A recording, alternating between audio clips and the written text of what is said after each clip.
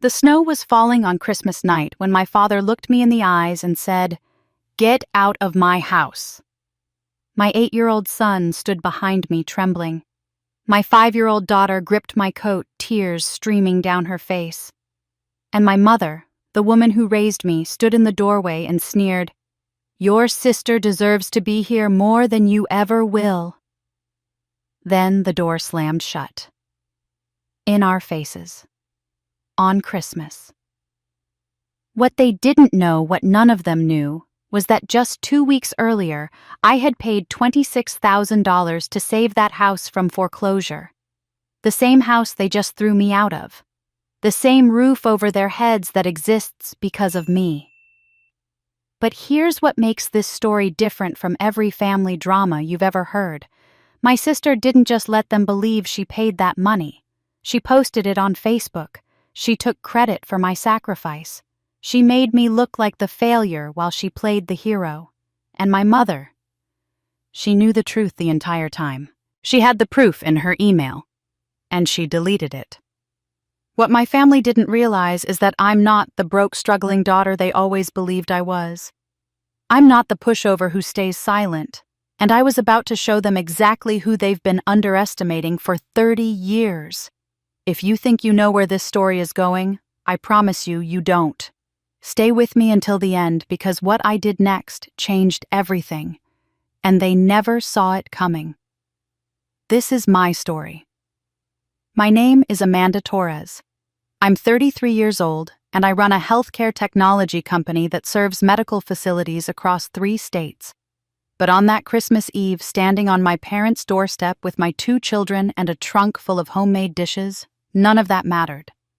Because in my family, I've never been anything more than the daughter they forgot to love.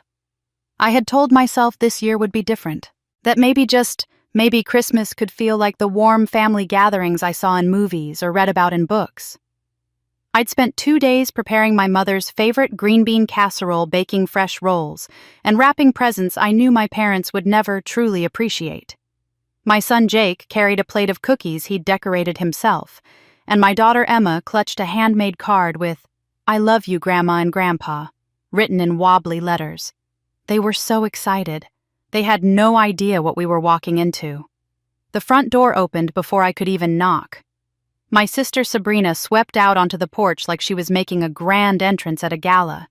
She wore a designer dress I knew cost more than most people's monthly rent, her blonde hair perfectly styled, her makeup flawless.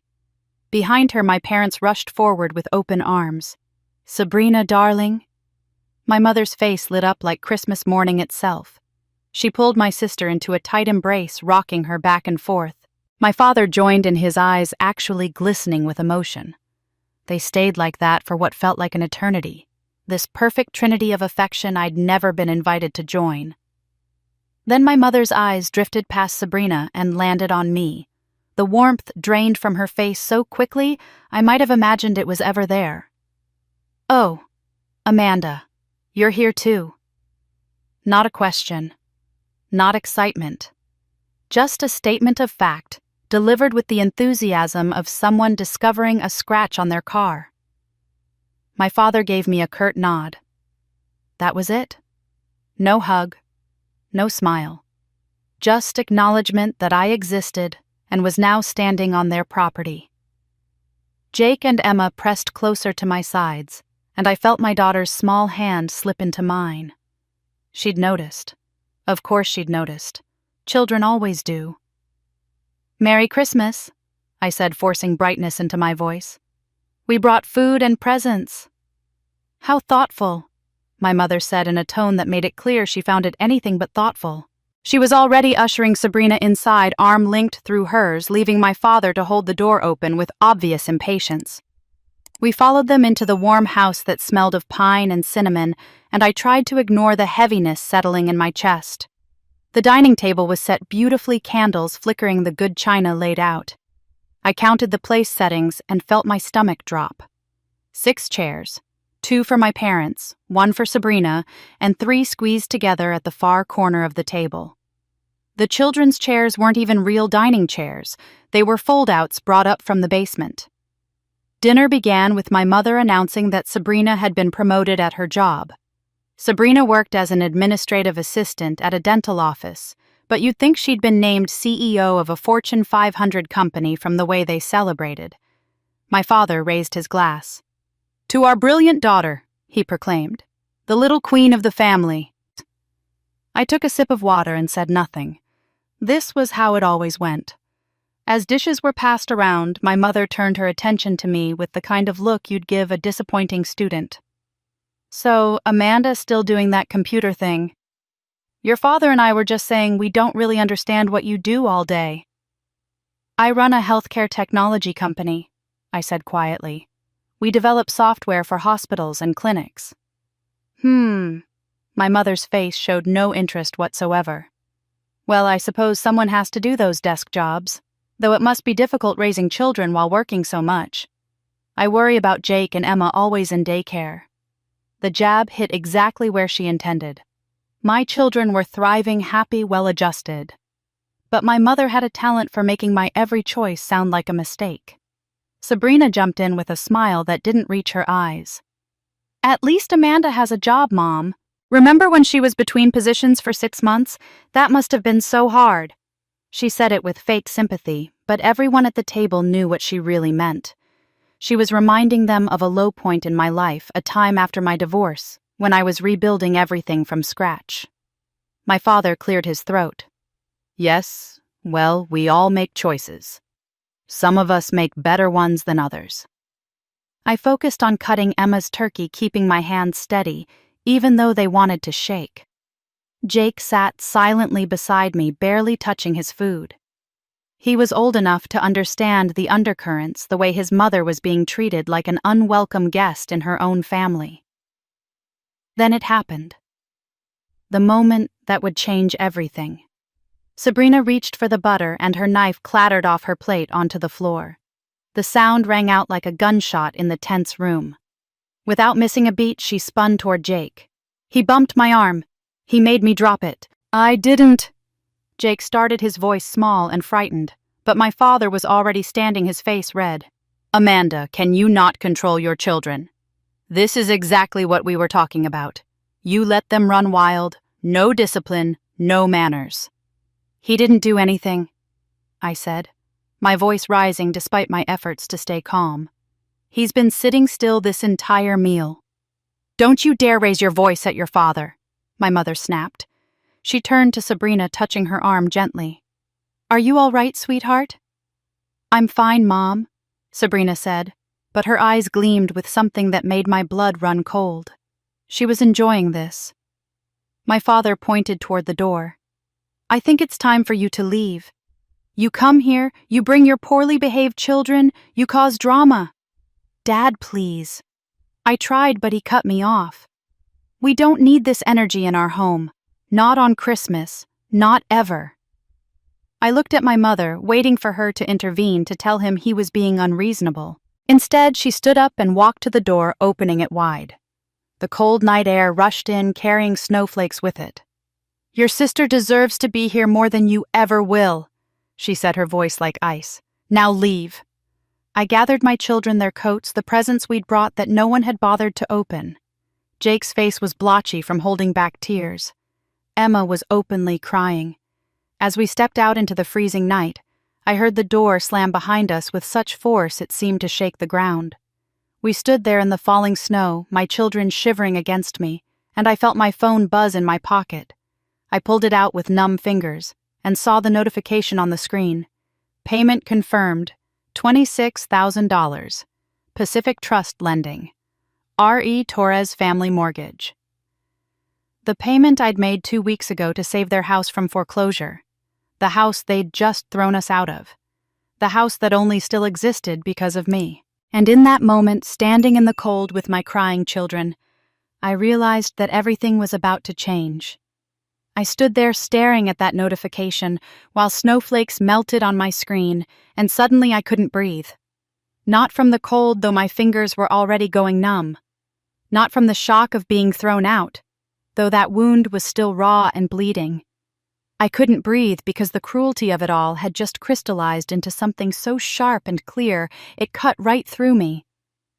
"Mommy, I'm cold," Emma whimpered, tugging at my coat. I looked down at my babies, both shivering in the December night, and something fierce rose up in my chest.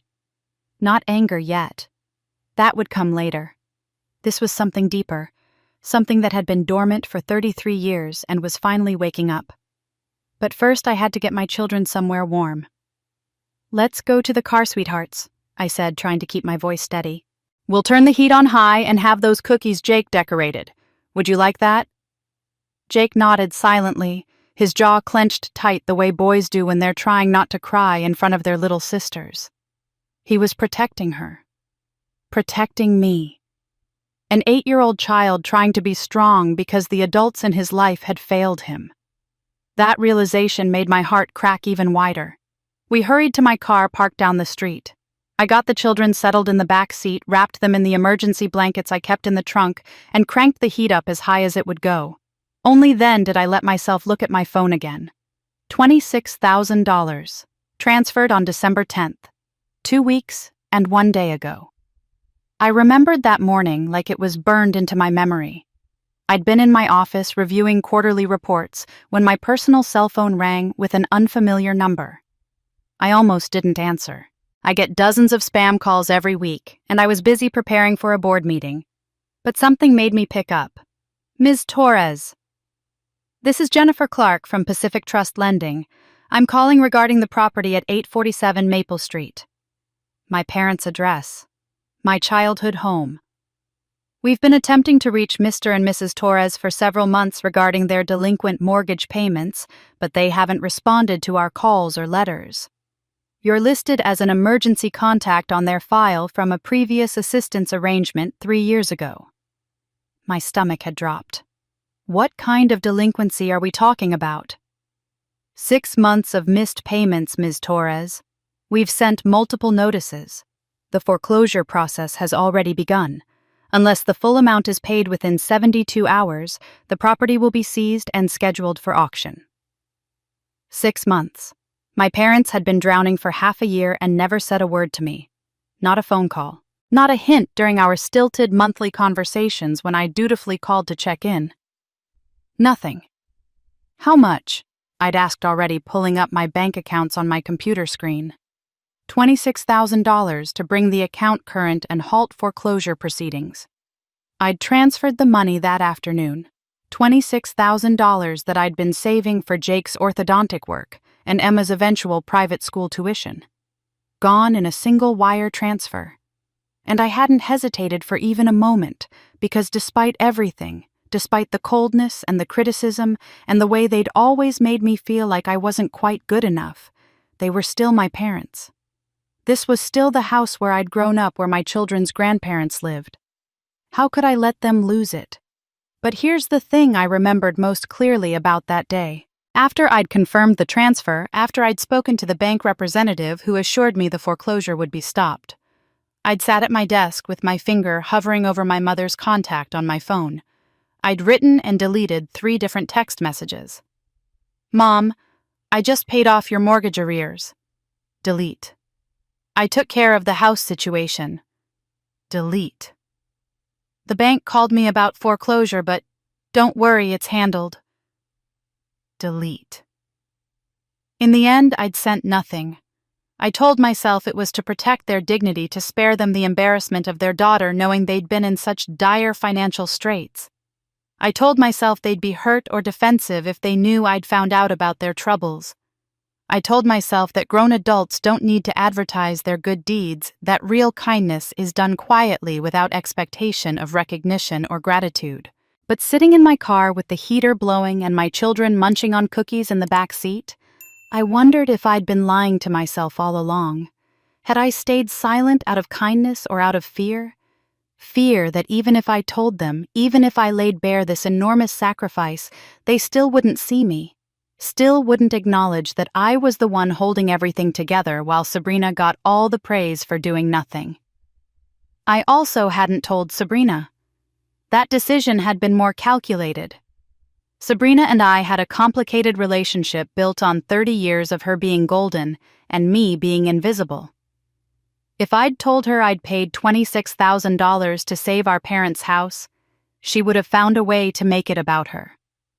She would have either tried to compete making some grand gesture to outshine mine, or she would have played victim making our parents feel guilty for accepting my help instead of hers. With Sabrina, everything was a performance, and I hadn't wanted my gesture of genuine love turned into another family drama.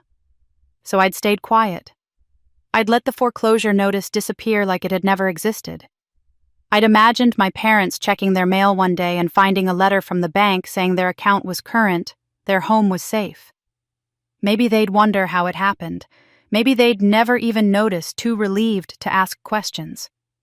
And that would be okay, I'd told myself. That would be enough.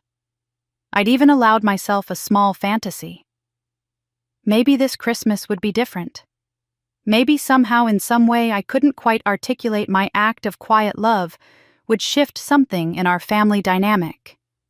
Maybe they'd feel that shift without understanding its source and would treat me with a little more warmth, a little more respect. Maybe I'd finally get to feel like I belonged at that table. Instead, I'd been thrown out in the snow. The pattern was suddenly so clear I couldn't believe I'd missed it for 3 decades. This was what I did. I gave and gave and gave, always silently, always hoping that my love would eventually be enough to earn theirs. And they took and took and took, never questioning where it came from, never appreciating the sacrifice, because in their minds, I was the one who owed them. I was the disappointing daughter who'd made all the wrong choices, married the wrong man, had children too young, chosen the wrong career. In their eyes, anything I gave was just me trying to make up for the fundamental failure of not being Sabrina. How many times had I done this? I started mentally tallying, and the numbers made me sick. $7,000 when Dad's car died 5 years ago. $12,000 for Mom's surgery that insurance didn't cover. Countless smaller amounts over the years for emergencies, gifts, help with bills they said they'd pay back, but never did. And before all that, the biggest theft of all my college fund taken to pay for Sabrina's expenses when I was 18 years old. I was always the emergency fund, the backup plan, the silent wallet that opened whenever they needed it and closed without acknowledgement. "Mommy, are we going home now?" Emma asked from the back seat, her voice small and uncertain. Home. My beautiful penthouse apartment with floor-to-ceiling windows overlooking the city. The home I'd built for my children after my divorce, the sanctuary I'd created through years of hard work and careful planning. That was home. Not the house behind me, the one I'd just saved from foreclosure. "Yes, baby," I said, putting the car in drive. "We're going home." As I pulled away from the curb, I glanced in my rearview mirror one last time. Through the window, I could see my family inside. My mother was laughing at something Sabrina said. My father was pouring more wine. They looked happy, unburdened, completely at ease. The image of a perfect family Christmas. And I thought about that bank notification still glowing on my phone. $26,000. Transferred from my account, saving their house, giving them that perfect Christmas tableau. I whispered into the dark car, my breath fogging in the cold air. If I never said anything, who's taking the credit? By the time I got the children home and tucked into bed, it was past 10 o'clock. Emma had fallen asleep in the car, tears still wet on her cheeks. Jake had stayed awake the whole drive, staring out the window in silence. When I carried Emma inside and came back for him, he'd whispered, "Mom, why don't Grandma and Grandpa love us?" I didn't have an answer that would make sense to an 8-year-old, so I just held him and told him that some people don't know how to show love properly, but that didn't mean he was unlovable. It meant they were broken. He'd seemed to accept that, though I could see in his eyes that the wound would stay with him. Another gift from my family, generational trauma passed down like a cursed inheritance. After they were both asleep, I poured myself a glass of wine I had no intention of drinking and collapsed onto my couch. My apartment was quiet and warm, decorated with the Christmas tree the kids and I had put up together 2 weeks ago. Colored lights twinkled. Presents I'd carefully wrapped sat underneath, waiting for tomorrow morning when we'd have our own celebration, just the 3 of us. Looking at it all, I felt a wave of something I couldn't quite name. Not quite grief, not quite anger, something hollower than both. I picked up my phone intending to text my best friend Rachel about what had happened, and that's when I saw the notification. 43 interactions on Facebook. I rarely posted on social media and couldn't imagine what would generate that kind of attention on my profile. Maybe someone had tagged me in a photo or there was a post going around about my company. I opened the app and immediately wished I hadn't. Sabrina's face filled my screen, radiantly smiling in a photo that must have been taken right after I'd been thrown out. She was standing between our parents in front of their Christmas tree, all three of them looking like a magazine ad for family happiness. My mother's arm was draped around Sabrina's shoulder. My father was actually smiling, something I rarely saw directed at anyone except his golden daughter. But it was the caption that made my blood turn to ice. I paid $26,000 to save Mom and Dad's house from foreclosure this month. It wasn't easy, but family comes first. This Christmas is truly meaningful, knowing they'll have a roof over their heads because of the sacrifice I made. I'm so grateful I could be there for them when they needed me most. I read it 3 times, certain I was misunderstanding. But no, the words didn't change. $26,000, paid this month, saved the house, her sacrifice. I scrolled down to the photos attached to the post. 6 pictures total. Sabrina hugging Mom, Sabrina and Dad by the fireplace, the 3 of them at the dinner table raising glasses in a toast, Sabrina opening what looked like an expensive bottle of champagne. The whole family gathered around the Christmas tree. I wasn't in a single photograph. Not one. It was as if my children and I had never been there at all. As if we'd been digitally erased from the family album. The spot where I'd sat at the corner of the table wasn't even visible in the dinner photo, cropped out carefully to show only the 3 of them in their perfect bubble. My hands started shaking so badly I almost dropped my phone. She'd posted this an hour ago, shortly after I'd left. 43 interactions already. I scrolled down to the comments section with a kind of horrified fascination, like watching a car crash you can't look away from. Aunt Marie had written, "Sabrina, you are such a blessing to this family. Your parents are so lucky to have such a responsible daughter." 23 likes. My mother's friend Dorothy commented, "This is what real family loyalty looks like. Not everyone in a family knows how to sacrifice for the people they love." 15 likes. A cousin I barely knew chimed in. "Some people just talk, but Sabrina acts. That's the difference between saying you care and actually caring." 18 likes. I felt like I was being punched over and over, each comment another blow. The subtext was clear to anyone who knew our family dynamics. These weren't just compliments for Sabrina. They were veiled attacks on me, the other daughter, the one who apparently couldn't be bothered to help her own parents. But Sabrina's replies were what truly revealed the calculated nature of this performance. To Aunt Marie, she'd written, "Thank you.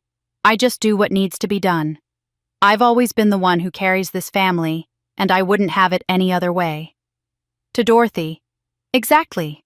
Actions speak louder than words. I never need anyone's help, I just step up and handle it." To my cousin, "Some people make excuses. I make things happen." Each response had dozens of likes. Each one twisted the knife a little deeper.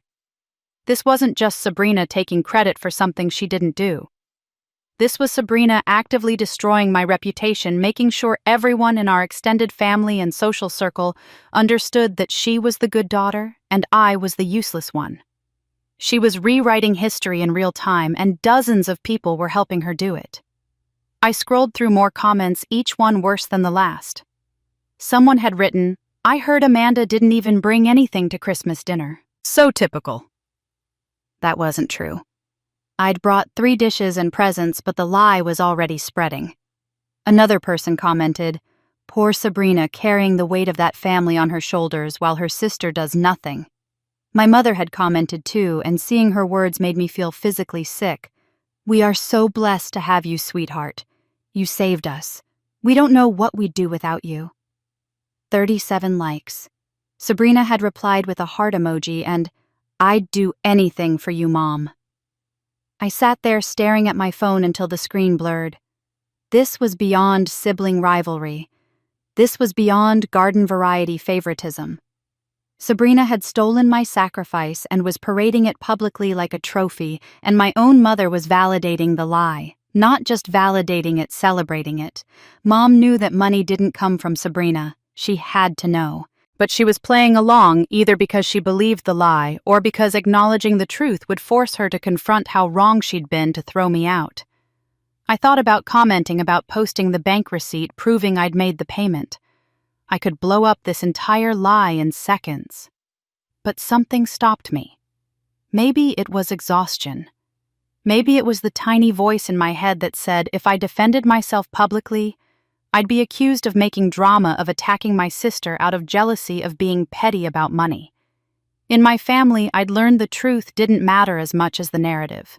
And Sabrina had always been better at controlling the narrative. I closed Facebook and set my phone down on the coffee table. That's when I noticed the pile of mail I'd grabbed from my mailbox on the way in but hadn't looked at yet.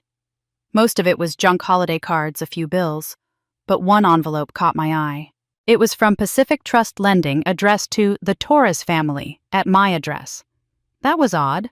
I didn't have any loans with Pacific Trust Lending.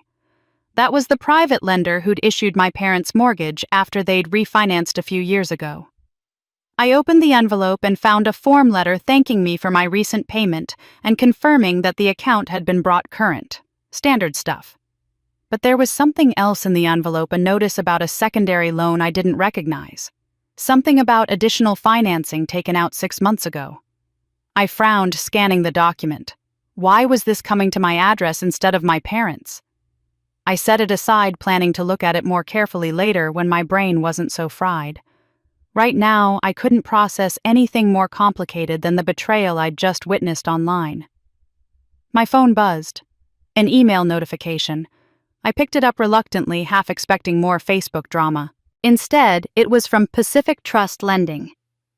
Ms. Torres, the complete loan documentation you requested is ready for pickup at our main office. Please bring identification when you collect your copies. Office hours are Monday through Friday, 9 to 5. I stared at the email, confused. I hadn't requested any loan documentation. I'd just made a payment. But something nagged at me, some instinct I'd learned to trust in business. When numbers don't add up, investigate. When paperwork appears unexpectedly, read it carefully. I looked back at the strange letter on my coffee table, then at the email on my phone, then at Facebook, still open in another tab showing Sabrina's smiling face and my mother's gushing comment. Something wasn't right. Something was very, very wrong. And I was going to find out exactly what it was. I set my phone down and finally looked around my apartment with clear eyes. The floor-to-ceiling windows overlooked the city skyline, lights twinkling like earthbound stars. My living room was decorated in soft neutrals with carefully chosen artwork I'd collected over the years. The kitchen had marble countertops and professional-grade appliances I actually knew how to use. Everything was clean, organized, peaceful.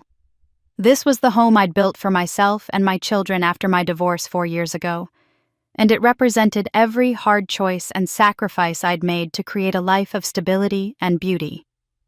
My family had never been here. Not once. It wasn't that I hadn't invited them.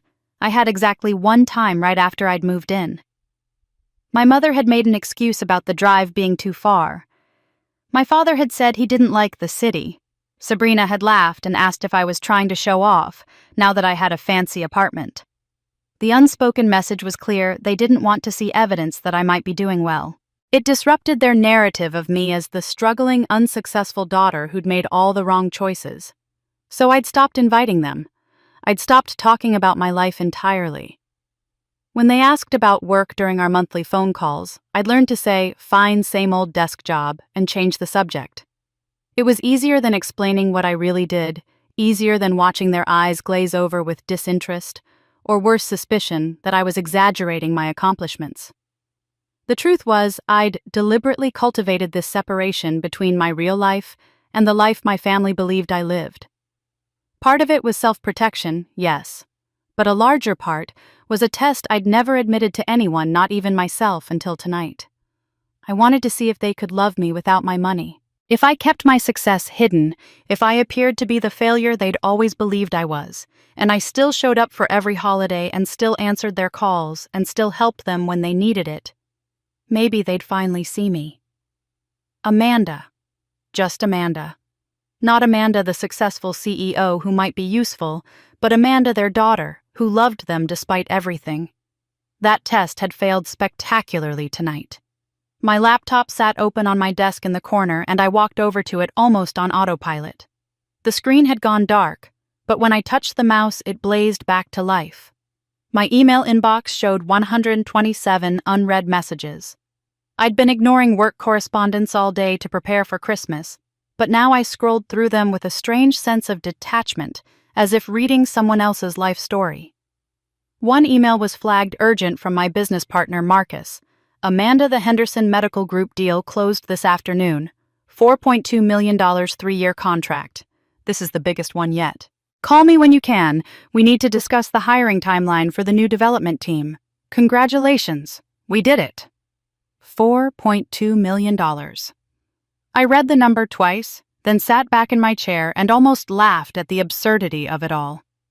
Tomorrow, I'd be negotiating staffing plans for our company's largest contract to date, and tonight, I'd been thrown out of a Christmas dinner like I was worthless. My company, Meditech Solutions, had grown from a startup I'd launched in my spare bedroom 6 years ago to a thriving business serving hospitals and medical clinics across 3 states. We'd developed software that streamlined patient data management and reduced administrative costs for healthcare providers. We employed 47 people. We had an office downtown with a view almost as good as the one from my apartment. And my parents thought I worked a low-paying desk job entering numbers into spreadsheets. I'd built all of this from nothing, from less than nothing, actually. From the ashes of a college fund that had been stolen from me, from the ruins of a marriage that fell apart because my ex-husband resented my ambition from the ground zero of being a single mother with 2 babies, and a dream that everyone told me was impractical. I'd taken online courses while Jake and Emma napped. I'd written code at midnight after putting them to bed. I'd pitched my first product to investors while 7 months pregnant with Emma, and when they'd dismissed me with patronizing smiles, I'd found the funding another way. None of my family knew any of this. Not because they'd never asked, but because when they did ask, they never really listened. They heard technology and software, and their eyes went blank. My mother once told me she didn't understand computer stuff, and I should probably find something more stable like Sabrina's administrative job. My father had suggested I give up the business and find a nice office job with benefits, as if I didn't already provide excellent benefits to 47 employees and their families. I opened the drawer of my desk and pulled out a small leather notebook I kept tucked beneath a stack of business files. The cover was worn from handling, though I rarely showed it to anyone. I flipped it open to the first page dated 15 years ago and began reading entries I knew by heart. August 2010, paid Dad's car repair, $7,200. He said he'd pay me back. He didn't. March 2012, Mom's surgery not covered by insurance, paid $12,400.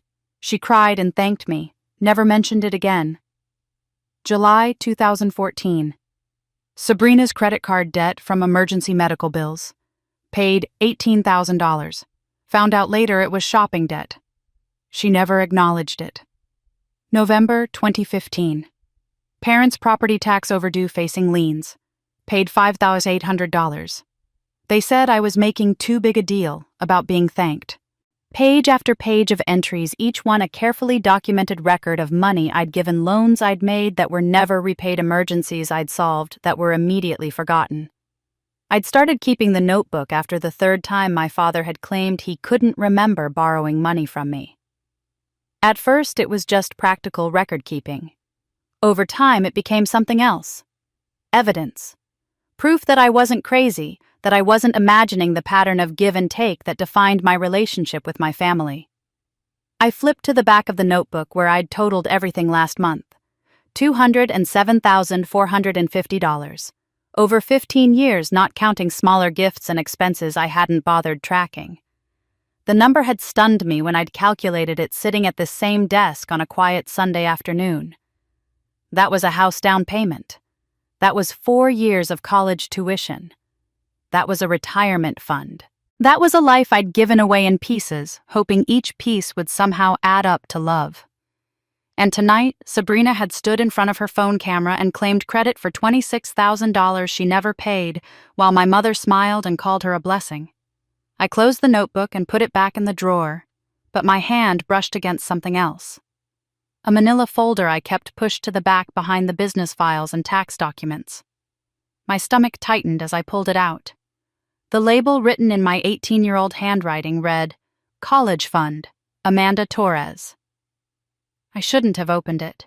It was late, I was emotionally raw, and I had enough pain for one night. But my fingers moved of their own accord, lifting the folder open to reveal the contents I hadn't looked at in years. Bank statements from a savings account that no longer existed. Statements showing steady deposits from the time I was born until my 18th birthday. My grandmother had started the fund with $10,000 when I was a baby, and my parents had added to it regularly throughout my childhood. They'd shown me the statements every birthday, told me this money would give me a future, help me go to any college I wanted. By the time I turned 18, the account had $42,612 in it. Then there was the statement dated April 15th, 18 years ago. Withdrawal, $42,612. Account balance, 0. I remembered the day I'd discovered it like a scar that never quite healed. I'd been so excited, accepted to Stanford with a partial scholarship, planning to use my college fund for the remaining tuition and living expenses. I'd gone to the bank to transfer the money, and the teller had looked at me with confusion. "Miss Torres, this account was closed 3 weeks ago. The funds were withdrawn by your parents." I'd driven home in a daze and confronted them. My mother had been the one to explain, her voice defensive and sharp. "Sabrina had debts we needed to clear. She made some mistakes and needed help. You're stronger than she is, Amanda. You'll figure it out. You always do." I'd asked about Stanford. My mother had actually rolled her eyes. "You didn't really think we could afford Stanford, did you? That was always a fantasy. Sabrina needs real help right now. You'll go to community college like everyone else." But here's what I didn't know until years later, until tonight, when I'd seen that strange look in Sabrina's eyes at dinner. I did get into Stanford. They'd accepted me with that partial scholarship, but I'd never seen the acceptance letter. When I'd asked my parents about it 2 days before the money disappeared, they'd told me Stanford had rejected me. They'd shown me what they said was the rejection letter. I'd believed them. Now, holding this empty folder, I wondered if that letter had been as fake as Sabrina's Facebook post tonight. I wondered how much of my life had been built on lies I'd been too trusting to question. I closed the folder carefully and placed it on the desk next to my laptop, where the email about the $4.2 million deal still glowed on the screen. The contrast was almost poetic. From $0 and a stolen future to a multi-million-dollar company. I'd done that. Not Sabrina. Not my parents with their favoritism and their lies. Me. Just me. And tonight, after everything I'd accomplished, after building this life from rubble and raising 2 beautiful children and saving my parents' house from foreclosure with money I'd earned through blood and sweat and midnight coding sessions, I'd been thrown out in the snow while Sabrina took a victory lap for my sacrifice. I picked up my phone and looked at Sabrina's Facebook post one more time. Her smiling face, my mother's proud comment, the hundreds of likes and supportive messages. Then I looked at the empty college fund folder, then at the email about my bank documents being ready for pickup, then at the strange letter from Pacific Trust Lending about a loan I didn't recognize. I whispered into the quiet apartment, my voice barely audible but filled with something new, something harder than hurt. And I still saved their house. I sat there staring at that empty folder until the words on the old bank statement started to blur together. The apartment was so quiet I could hear the hum of the refrigerator in the kitchen, the distant sound of traffic 17 floors below. But in my mind, I was 18 years old again, standing in a bank lobby with my entire future crumbling around me. It had been April 15th. I remembered the exact date because it was tax day, and the bank had been crowded with people rushing to make last-minute deposits. I'd taken the bus there during my lunch break from my after-school job at the library, clutching the deposit slip I'd filled out the night before. $42,612. I'd memorized that number. It represented every birthday, every Christmas, every good report card my grandmother had rewarded with an addition to my college fund before she died when I was 12. The teller had been a young woman named Monica, with kind eyes and a name tag that caught the fluorescent light. She'd looked at my deposit slip, typed something into her computer, frowned, typed again, and then looked up at me with an expression I'd never forget. Confusion mixed with pity. "Miss Torres, I'm sorry, but this account was closed on March 28th. The full balance was withdrawn by your parents as authorized account holders." I'd stood there holding onto the counter because my legs had suddenly felt like they might not support me. "That's not possible," I'd said, my voice sounding distant and strange even to my own ears. "That's my college fund. I need it for Stanford." Monica had printed out the transaction history and slid it across the counter to me with an apologetic grimace. There it was, in black and white. Withdrawal. Full amount. Account closed. My parents' signatures on the authorization form. I'd driven home in my beat-up Honda Civic that I'd bought myself with library money, and I'd walked into the kitchen where my mother was preparing dinner. I remember she'd been chopping vegetables for a salad, and she hadn't even looked up when I came in. "Why is my college fund empty?" I'd asked, my voice shaking. She'd set down the knife, then slowly, deliberately, and turned to face me with her jaw set, in that way that meant she'd already decided she was right, and I was being unreasonable. We had to use that money for Sabrina. She had emergency debts that needed to be paid immediately. Credit card bills, some medical expenses, things that couldn't wait. "Medical expenses," I'd repeated, grasping for understanding. "Is she okay?" "What happened?" "She's fine now. But we had to take care of it right away, and that was the only money available. You understand?" Except I didn't understand. That money had been set aside for me since birth. My grandmother had started it specifically for my education. But before I could say any of that, my father had walked in and the conversation had shifted into something I'd replayed in my mind thousands of times since. "Amanda, you need to understand that Sabrina needs more help than you do," he'd said, his voice carrying that tone of finality that meant the discussion was over. "You're the strong one. You're capable. You'll figure out a way to pay for college. Work-study programs, student loans, community college. Sabrina doesn't have your ability to just make things work." "But I got into Stanford," I'd whispered, and that's when my mother had delivered the line that should have been my first clue something was very wrong. "Amanda, honey, you need to be realistic. Stanford was always a long shot. Your father and I talked to Sabrina about your applications, and she said you probably weren't going to get in anywhere that competitive. She knows about these things. She did college tours and research." I'd felt like I was in a dream, or maybe a nightmare. "But I haven't heard back from Stanford yet. The letter doesn't come until next week." My parents had exchanged a look I couldn't quite read at the time. Now, 15 years later, I recognized it as guilt. "Sabrina saw the letter when she picked up the mail yesterday," my mother had said. "She didn't want you to be hurt when you opened it in front of us, so she opened it to check. You were rejected, sweetheart. Stanford said no." "Where's the letter?" I'd demanded. "I want to see it." "We threw it away," my father had said quickly. "No point dwelling on rejection. Sabrina thought it would be easier for you if we just told you gently instead of making you read it." Something had felt wrong even then. But I'd been 18 and drowning in the loss of my college fund and the death of my Stanford dream all at once. I'd wanted to believe my family wasn't lying to me. I'd needed to believe that.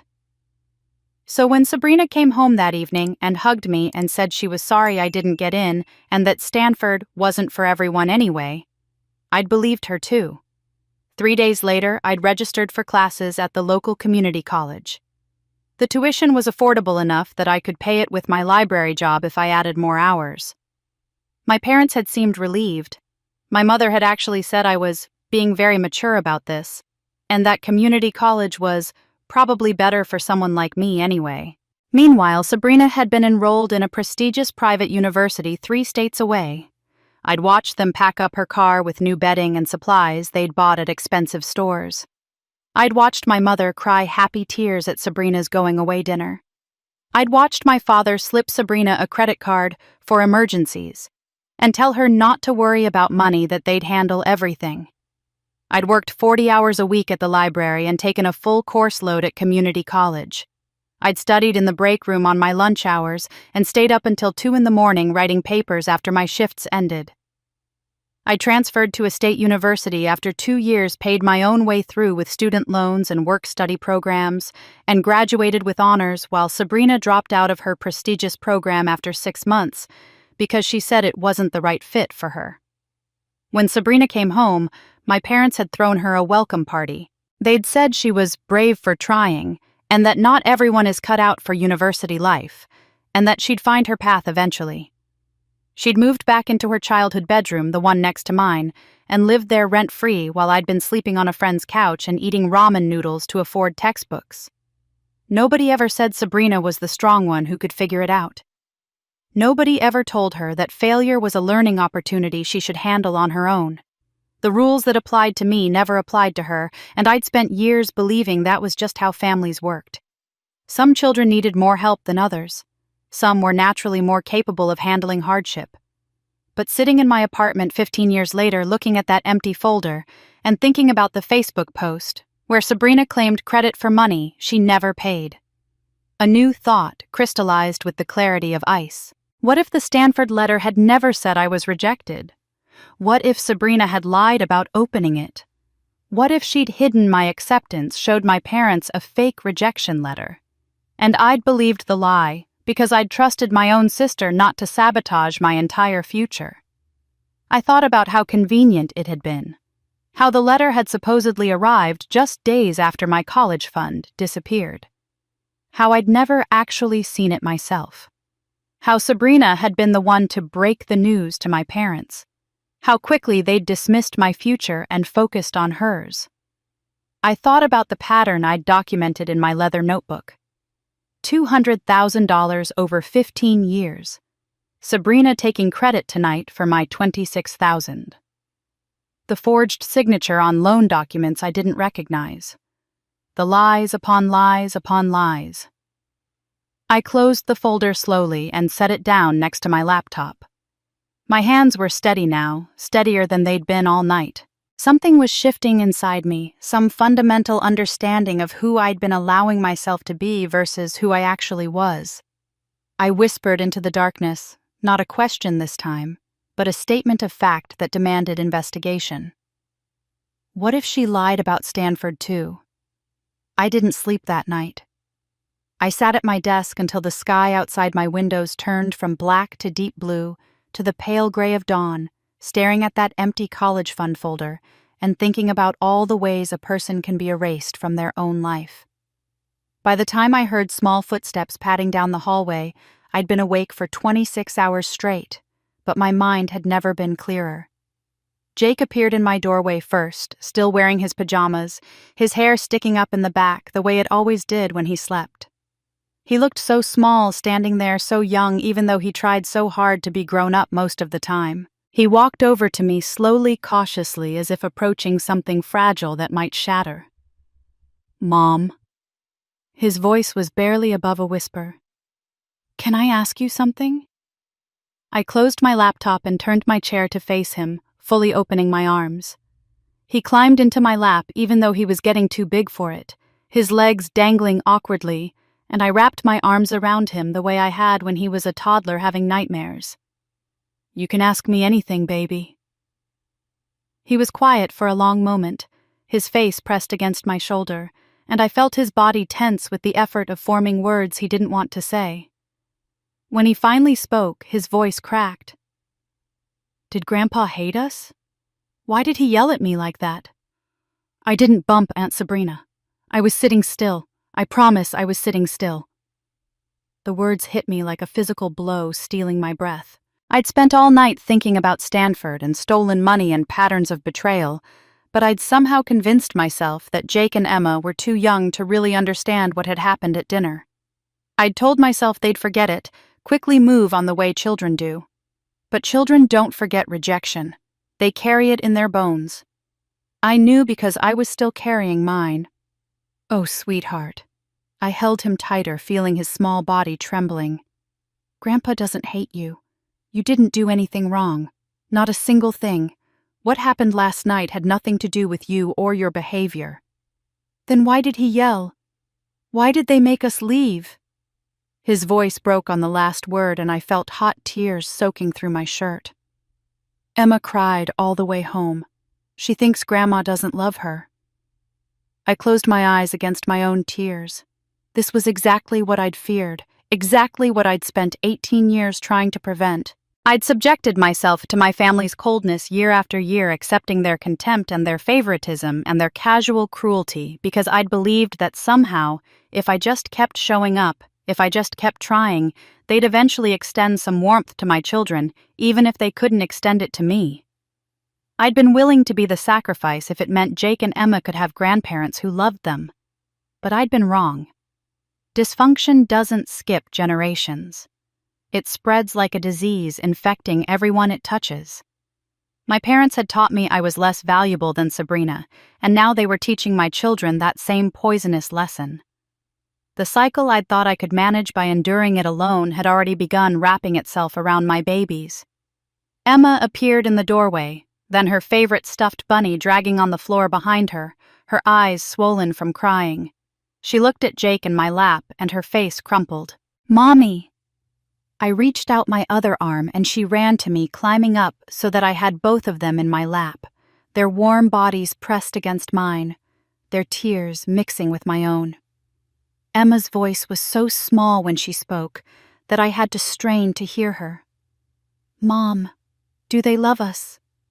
4 words, 4 simple words from my 5-year-old daughter, and something inside me broke open in a way that couldn't be repaired. Or maybe it was finally breaking free. I thought about all the times I'd asked myself that same question growing up. Do they love me?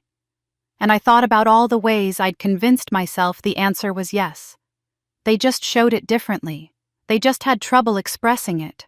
They just had their own trauma that made them incapable of normal affection. I'd spent 33 years making excuses for people who'd never once made excuses for me.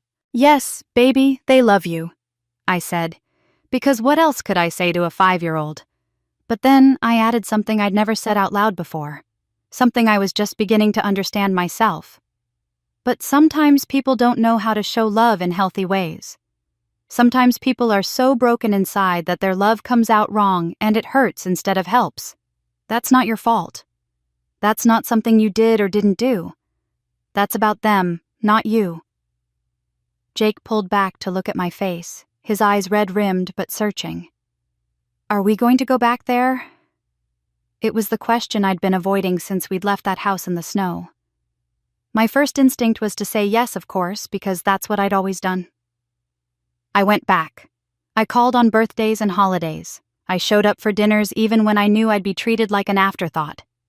I endured because I'd been taught that endurance was love, that sacrifice was loyalty, that accepting crumbs was what good daughters did.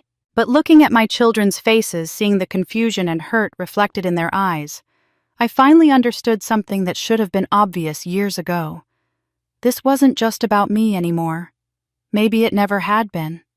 Every time I accepted my family's treatment, every time I stayed silent about their favoritism, every time I swallowed my hurt and showed up anyway, I was teaching my children that this was normal. That this was what love looked like. That they should accept being treated as less than, because family was family, and you didn't set boundaries with people who were supposed to love you. "No," I heard myself say, and the word felt like jumping off a cliff. Terrifying and liberating in equal measure. "No, we're not going back there. Not until things change. Maybe not ever. Emma's eyes went wide. But it's Grandma and Grandpa's house. I know, sweetheart. But sometimes we have to protect ourselves from people who hurt us, even when those people are family. Especially when those people are family. I spent the rest of Christmas morning with my children making pancakes shaped like snowmen and opening presents under our own tree. We watched movies in our pajamas and ate popcorn for lunch and built a blanket fort in the living room. Emma laughed. Jake smiled. For a few hours we existed in a bubble where the only thing that mattered was the three of us and the life we'd built together. But that night, after I'd tucked them both into bed and read extra stories and kissed their foreheads and promised them they were loved and safe, and enough, I stood in the hallway between their bedrooms and felt the full weight of my decision settling onto my shoulders. My family had taught me that I was less valuable than Sabrina. They'd taught me that my needs didn't matter as much as hers, that my accomplishments weren't worth celebrating, that my pain wasn't worth acknowledging. They'd taught me to accept crumbs and call it love, to accept silence and call it peace, to accept erasure and call it family harmony. And I'd learned those lessons so well that I'd nearly passed them on to my own children. I'd nearly taught Jake and Emma that being treated as less than was normal. That love came with conditions and hierarchies, that some people deserved warmth while others should be grateful for cold tolerance. But standing there in the darkness of my hallway, listening to my children's steady breathing, as they finally slept peacefully, I made a promise to them and to myself. They would not inherit this pain. They would not grow up believing they had to earn love through perfection or accept rejection as the price of family connection. They would learn that boundaries weren't selfish or cruel. They were survival. They were sanity. They were the only way to break a cycle that had been spinning for generations. I whispered into the darkness, my voice steady with a conviction I'd never felt before. This ends with me. The next morning, I woke up with a strange sense of clarity I hadn't felt in years. It was the day after Christmas, and normally I'd be anxious about whether my family would reach out, whether they'd acknowledge what had happened, whether there'd be any attempt at reconciliation. But today I felt different, calmer, like I'd finally stopped waiting for something that was never going to come. I was making coffee when my phone rang. I saw my father's name on the screen and my stomach tightened reflexively, that old conditioned response to his disapproval. But I let it ring twice more before answering, a small act of defiance that felt surprisingly powerful. "Hello, Dad." "Amanda." His voice was clipped formal, the tone he used when discussing disappointing quarterly reports or explaining why a business decision had been foolish. "We need to talk about last night. Not, are you okay? Not, did you and the children get home safely? Not even, I'm sorry things got heated. Just straight into what we needed to talk about, as if I were an employee who'd underperformed and required correction." "I'm listening," I said, keeping my voice neutral. "Your mother and I are very upset about the scene you caused at dinner. Sabrina is devastated. She spent all of Christmas night crying because you made her feel attacked in her own family home." I gripped the phone tighter, reminding myself to breathe. "Dad, I didn't make a scene. Sabrina blamed Jake for something he didn't do, and you and Mom immediately kicked us out without even listening to what actually happened." "That's not how it went at all," he said, his voice rising with that familiar edge of impatience. "You came into our home with an attitude. You were cold to your sister from the moment you arrived. You made passive-aggressive comments throughout dinner. And then when there was a simple accident, you turned it into a huge drama instead of just apologizing and moving on." I stood there in my kitchen, listening to him rewrite history in real time, and I felt something inside me harden into steel. This was gaslighting in its purest form. I'd been there. I knew what had happened. And yet he was describing a completely different evening, one where I was the villain and Sabrina was the victim, because that was the only narrative that fit their worldview. "I didn't make any comments during dinner," I said carefully. "I sat quietly while everyone praised Sabrina and criticized me. I brought food and gifts. I tried to make the evening pleasant for my children.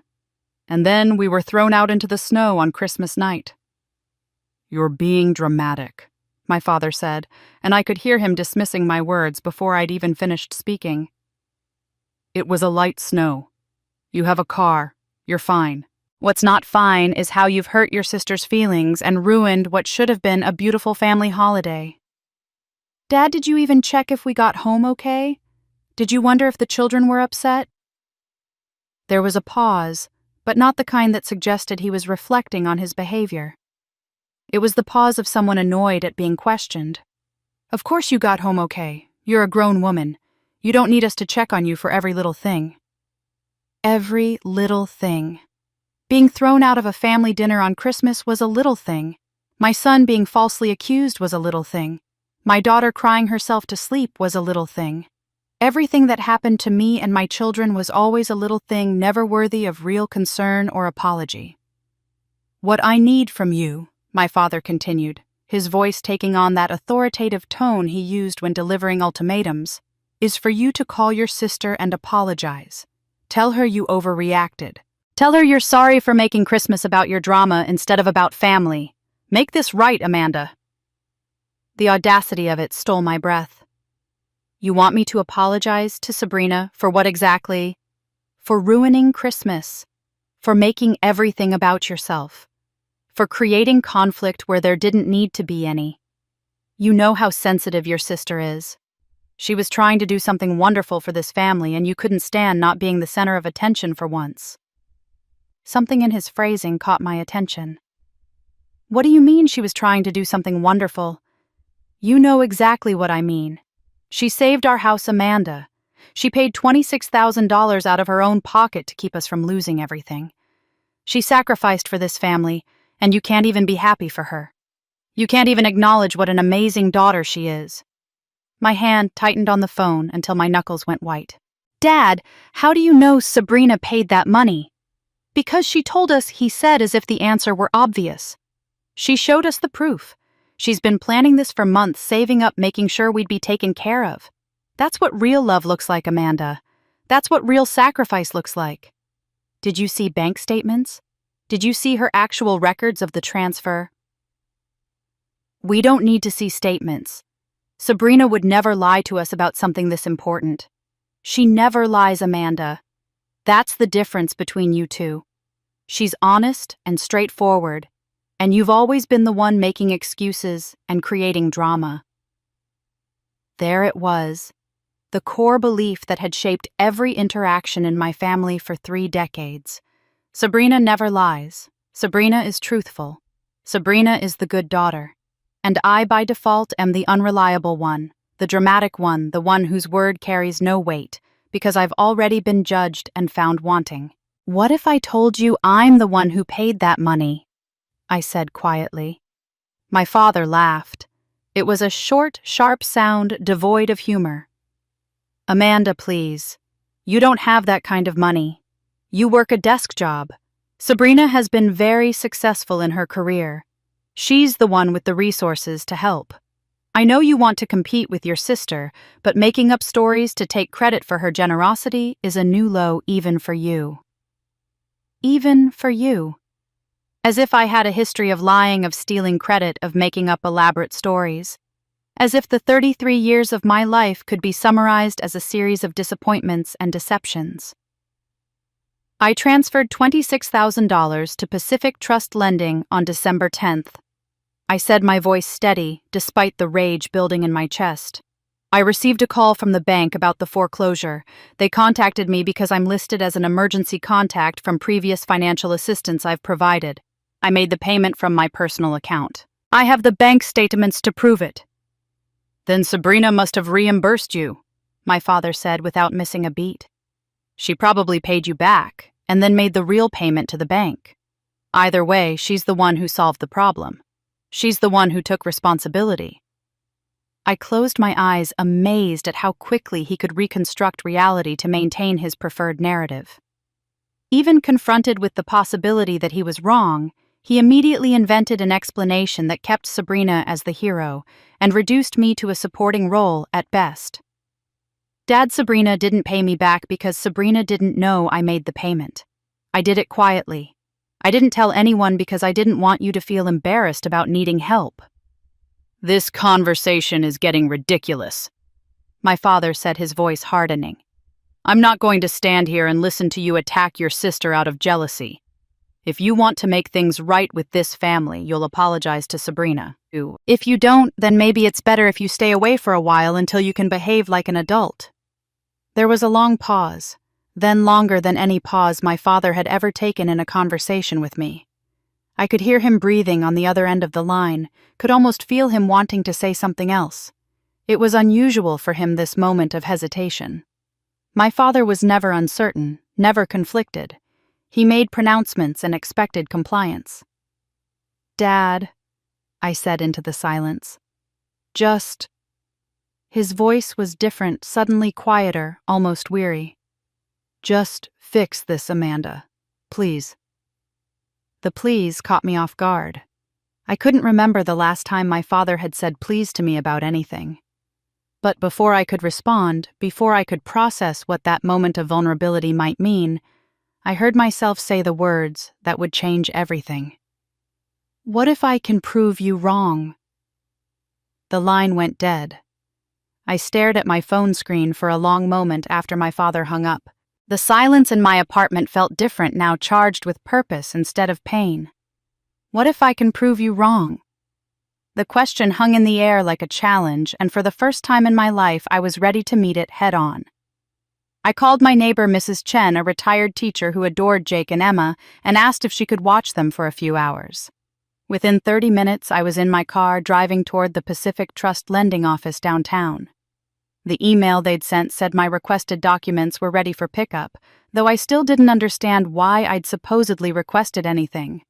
But something told me I needed to see every piece of paper related to my parents' house, every transaction, every detail that might explain the growing sense that I was missing something important. The Pacific Trust lending office was in a nondescript building near the financial district, sandwiched between a coffee shop and a tax preparation service. Inside, the waiting area smelled like stale coffee and copying machine ink. A woman in her 50s with reading glasses on a chain greeted me from behind a desk cluttered with file folders. "I'm Amanda Torres," I said. "I received an email saying I have documents ready for pickup." She typed something into her computer and nodded. "Yes, Ms. Torres. Give me just a moment." She disappeared into a back room and returned carrying a thick manila folder that she set on the counter between us. "Here's everything related to the Torres family account at 847 Maple Street. You'll need to sign for these." I signed the form she pushed toward me, my hand moving on autopilot while my brain tried to process what everything might mean. "Can I ask why these were pulled for me?" She consulted her computer screen. "You called last week requesting complete loan documentation for the property. You said you needed it for financial planning purposes." "I didn't call," I said slowly. "I've never called this office." Her eyebrows rose slightly. "Well, someone called from your number. It's all noted in our system. Date, time, the works. Is there a problem?" I thought about that strange letter I'd found on my counter, the one addressed to the Torres family at my address. Someone had access to information they shouldn't have. But that was a puzzle for later. Right now, I needed to see what was in this folder. "No problem," I said, taking the heavy folder. "Thank you." I sat in my car in the parking lot and opened the folder with hands that weren't quite steady. The first section was what I expected: the payment history for the original mortgage, showing 6 months of missed payments, then my $26,000 transfer on December 10th. That brought the account current. My name was printed clearly on every document. Amanda Torres. Account holder for the payment, Amanda Torres. There was no ambiguity, no room for misinterpretation, but the second section made my blood run cold. It was a loan application from 8 months ago, a secondary loan for $35,000. The stated purpose was home repairs and medical expenses. The borrowers were listed as my parents. And there on the signature page was my name as guarantor. Amanda Torres, guaranteeing that if my parents defaulted, I would be legally responsible for repaying the debt. I stared at the signature. It looked like mine. The loops and curves were similar to how I signed documents. But something was wrong. The more I looked at it, the more wrong it became. The A in Amanda was slightly different from how I usually wrote it. The initial stroke started too low. The O in Torres was too round, almost circular, when mine was always slightly oval. And the overall pressure of the pen was lighter than I typically used, as if someone had been carefully copying rather than naturally writing. This wasn't my signature. Someone had forged it. My hands started shaking. I flipped through the rest of the documents, looking for any other paperwork that might explain this. There were payment records showing my parents had missed 4 payments on this secondary loan. There were late notices sent to my address, though I'd never received them. There were references to phone calls and attempts to contact the guarantor me, though I'd never gotten any such calls. I drove home in a daze, the folder sitting on the passenger seat like evidence of a crime I was only beginning to understand. Back in my apartment, I cleared off my dining room table and began laying out documents like pieces of a puzzle I was finally ready to solve. First, I placed the bank statements from Pacific Trust Lending showing my $26,000 payment. Official stamps, official letterhead, my name on every page. Undeniable proof that I was the one who saved the house. Next to that, I put the loan application with the forged signature. I pulled out my own checkbook from my purse and compared signatures. The difference was subtle but unmistakable. Someone had practiced my signature well enough to fool a private lender who didn't verify as carefully as major banks, but not well enough to fool me. Then I retrieved my leather notebook from my desk drawer, the one documenting 15 years of financial assistance. I opened it to the final page where I'd tallied the total $207,450. I set it in the center of the table, its worn cover, a testament to how long I'd been keeping track of being used. Finally, I went to my safe and pulled out the empty college fund folder. $42,612 taken when I was 18. The first theft, the one that set the pattern for everything that came after. I arranged all of it on the table in a way that told a story. Not the story my family had been telling for 30 years. The story of Amanda, the struggling daughter. Amanda, the unreliable one. Amanda who needed to be managed and corrected and saved from herself. This was the real story, documented and dated and stamped with official seals that couldn't be argued away. I found a large black folder in my office supplies and carefully placed everything inside, organizing it chronologically. The college fund theft from 15 years ago. The notebook documenting $200,000 in payments. The recent bank statements showing the $26,000 house payment. And at the very end, like the final piece of damning evidence, the loan application with my forged signature. I set the folder in the middle of my dining table and stood back looking at it. This was more than evidence. This was my declaration of independence. This was me saying, I see you now. I see what you've been doing. And I'm not going to be your silent wallet anymore. My phone buzzed. A text from Sabrina. Mom says you need to call and apologize. Stop being stubborn. I looked at the black folder, then back at my phone. I thought about my father's voice saying Sabrina never lies. I thought about Sabrina's Facebook post claiming credit for my money. I thought about that forged signature, and I knew with absolute certainty who'd put it there. I picked up the folder and held it against my chest like armor. Everything I needed to prove the truth was right here in my hands. Every lie, every theft, every instance of being erased and replaced with a more convenient narrative, all of it documented and irrefutable. I looked at the folder one more time and said quietly to my empty apartment, let's see who's really been carrying this family. The text came through that evening while I was making dinner for the kids. We need to talk. Private. Just us. Coffee tomorrow at 10 a.m. that place on 3rd Street. Don't make this harder than it has to be. No greeting. No question of whether I was available. Just Sabrina's usual assumption that I'd rearrange my life to accommodate her schedule. But this time, I actually wanted to meet. I needed to look her in the eyes when I showed her what I'd found. I texted back a single word, fine. The next morning, I dropped Jake and Emma at Mrs. Chen's apartment with promises of being back by lunch. I dressed carefully, choosing a navy blazer and slacks, the kind of outfit I wore to important business meetings. Professional, put together, unshakable. I slipped the black folder into my leather tote bag and checked my reflection one last time. The woman looking back at me was someone I barely recognized, calm, determined, done with being small. The cafe on 3rd Street was one of those trendy places with exposed brick and overpriced lattes. Sabrina was already there when I arrived, sitting at a corner table away from the windows. She'd chosen the positioning carefully, I noticed. Her back to the wall, full view of the entrance, the power position in any negotiation. But as I walked closer, I saw something that surprised me. She looked terrible. Not in an obvious way. Her makeup was flawless, her hair perfectly styled in those effortless waves that probably took an hour to create. Her outfit was designer expensive, calculated to project success. But her eyes were different. They darted to my tote bag as I approached, then to my face, then back to the bag. Her hands were wrapped around her coffee cup so tightly her knuckles were white. And there was a tension in her shoulders, a tightness around her mouth that I'd never seen before. She was scared. "Sit down," she said, gesturing to the chair across from her. Not hi or thanks for coming. Just a command trying to establish dominance from the first word. I sat slowly, deliberately, setting my tote bag on the chair beside me with careful attention. I saw her eyes track the movement, saw her swallow hard. She knew something was coming. She just didn't know what.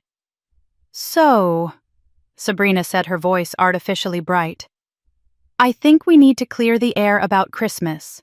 You obviously took things the wrong way and it's causing unnecessary drama in the family. Mom is upset. Dad is disappointed. We need to fix this." "Fix this?" I repeated quietly. "How do you suggest we do that?" "You could start by admitting you overreacted," she said, leaning forward with that earnest expression she used when trying to seem reasonable. "The thing with Jake, it was an accident. Nobody was actually blaming him. You just got defensive and turned it into this huge scene. If you just apologized and moved on, none of this would have happened." I took a sip of the water that had been placed on the table, giving myself a moment to observe her. She was performing, I realized. Every gesture, every expression, every word was calculated to manipulate. But underneath the performance, I could see the cracks, the fear. "Sabrina, why did you post on Facebook that you paid $26,000 to save Mom and Dad's house?" She blinked, her confident expression faltering for just a second before she reconstructed it. "Because I did. I've been saving for months to help them. I knew they were struggling, so I stepped up. That's what family does." "You're lying." "Excuse me." Her voice went sharp, defensive. "How dare you accuse me of lying? You've always been jealous of my relationship with Mom and Dad, but this is a new low even for you, Amanda." "I paid that money," I said, keeping my voice level. "On December 10th. I have the bank statements to prove it. You took credit for my sacrifice." Sabrina's face flushed red. "You're delusional. You don't have that kind of money. You work some low-level job doing whatever it is you do with computers. I'm the one who's been successful. I'm the one who's been there for this family while you've been off playing corporate career woman and neglecting your kids." There it was. The pattern I'd seen my whole life playing out in real time. Deny, deflect, attack. Never admit fault. Never take responsibility. Always turn it back on me. "This family needs someone strong to hold it together," Sabrina continued, her voice rising slightly. "Someone who doesn't dramatize every little thing and play the victim all the time. That's what I do. I'm the backbone of this family, Amanda. I always have been. And I'm tired of you trying to compete with me, trying to make everything about you." "This family chose me, not you," she said. And I saw something flash in her eyes, something raw and desperate. "They chose me because I'm the one they can count on. I'm the one who shows up. I'm the one who doesn't cause problems." And in that moment, watching her grip that coffee cup like it was the only thing keeping her grounded, I finally understood. Sabrina wasn't just arrogant. She wasn't just cruel. She was terrified. She'd spent 33 years being told she was special, being protected from every consequence, being praised for the smallest accomplishments. Our parents had built her entire identity on being the golden child, the perfect daughter, the one who could do no wrong. She'd never had to face failure because they'd always swooped in to rescue her. She'd never had to develop real strength because she'd never experienced real struggle. And now, for the first time in her life, she sensed that pedestal might be crumbling. She could feel something shifting, some fundamental change in the family dynamic that she couldn't control. Without the role of golden child, without the constant validation and protection, who was Sabrina, she didn't know. She'd never had to find out. In a strange way, I almost felt sorry for her. She was a victim too, just a different kind. Our parents' favoritism hadn't just damaged me, it had crippled her. They'd loved her so much, they'd never let her grow up, never let her face the natural consequences of her actions, never let her develop into a complete person who could exist without constant worship. But my sympathy only went so far. Because whatever dysfunction had shaped her, she'd still made choices. She'd still stolen credit for my money. She'd still lied to my face and to our parents. She'd still tried to erase me from the family narrative. Being a victim of bad parenting didn't excuse making me a victim too. I reached into my tote bag and pulled out the black folder. Sabrina's eyes went wide, her breath catching audibly. I set it on the table between us with deliberate care, my hand resting on top of it. "You said this family chose you," I said quietly. "Let's see who they really chose." I opened the folder slowly, deliberately, giving Sabrina time to see what was coming. The first document I pulled out was the bank statement from Pacific Trust Lending dated December 10th. My name was printed in bold letters across the top. Amanda Torres. Payment amount $26,000. Status processed. I slid it across the table toward her. Sabrina's face went from flushed to pale in the span of a heartbeat. Her eyes scanned the document once, twice, and I watched the color drain from her cheeks like someone had pulled a plug. Her mouth opened, closed, opened again. She looked like she was trying to form words but couldn't make her brain and mouth coordinate. "This is..." she started, then stopped. "You weren't supposed to show anyone this." The words came out before she could stop them, and the moment they left her lips, I saw her realize what she'd just admitted. Her eyes went wide, her hand flew to her mouth as if she could somehow pull the confession back. "I wasn't supposed to show anyone," I repeated, my voice deadly calm. "So you knew. You knew this whole time that I paid that money. You knew when you posted on Facebook. You knew when you hugged Mom and Dad and let them thank you. You knew when you replied to all those comments calling you the responsible daughter. You knew." "Amanda, I can explain." "Then explain." I pulled out another document, the email confirmation from the bank with timestamps and transaction details. Then another showing the wire transfer from my personal account. Then another proving the payment was processed and the foreclosure halted. I laid them out like cards in a game she'd already lost. Sabrina's hands were shaking now. She grabbed her coffee cup again, that same white-knuckled grip, but this time I understood it wasn't about control. It was about having something to hold on to as her world tilted sideways. "It wasn't supposed to go like this," she said, her voice smaller than I'd ever heard it. "I didn't mean for it to become this whole thing. When Mom and Dad mentioned the house was saved, they assumed it was me. They were so happy, so proud. And I thought just for Christmas, just for one day, I could let them have that happiness. I was going to tell them the truth after the holidays. You posted it on Facebook, Sabrina. You made it public. You replied to comments for hours, soaking up praise for something you didn't do. That's not letting them have a happy Christmas. That's theft." I didn't mean to lie for long. Her voice cracked, tears starting to form in her eyes. "I just wanted them to be proud of me. Do you know what that's like? To have them look at you like you've done something meaningful, like you matter." The irony would have been funny if it wasn't so tragic. "Yes, Sabrina, I know exactly what that's like, because I've wanted that my entire life and never gotten it. And the one time I did something genuinely meaningful, You stole it. You don't understand." She was crying openly now, mascara starting to run. "It's not the same for you. You've always been the independent one, the one who doesn't need validation. Mom and Dad expect things from me. They expect me to be perfect, to be successful, to be the daughter they can brag about. If I'm not that, then what am I to them?" I leaned back in my chair, studying her. She was right about one thing I didn't understand, not fully. Because I'd never been given the burden of perfection. I'd been given the burden of invisibility instead. But sitting here watching her fall apart, I started to see the twisted symmetry of what our parents had done to both of us. They'd crushed me by telling me I wasn't enough. They'd crushed her by telling her she had to be everything. Two daughters both destroyed in different ways by the same dysfunction. "Sabrina, do you even know why they assumed you paid that money?" She wiped at her eyes with the napkin, smearing her makeup further. "Because they know I take care of them. I'm the one who's always been there." "No," I said quietly. "They assumed it was you because they don't think I'm capable of it. They think I'm broke and struggling and unsuccessful. They have no idea who I actually am or what I've actually accomplished because they've never bothered to ask. And you've let them believe that lie because it makes you look better by comparison. That's not fair, isn't it?" I pulled out my leather notebook and set it on the table. "This is a record of every dollar I've given this family over 15 years. $207,000, Sabrina. Medical bills, car repairs, credit card debt, property taxes, and dozens of other emergencies. How much have you contributed?"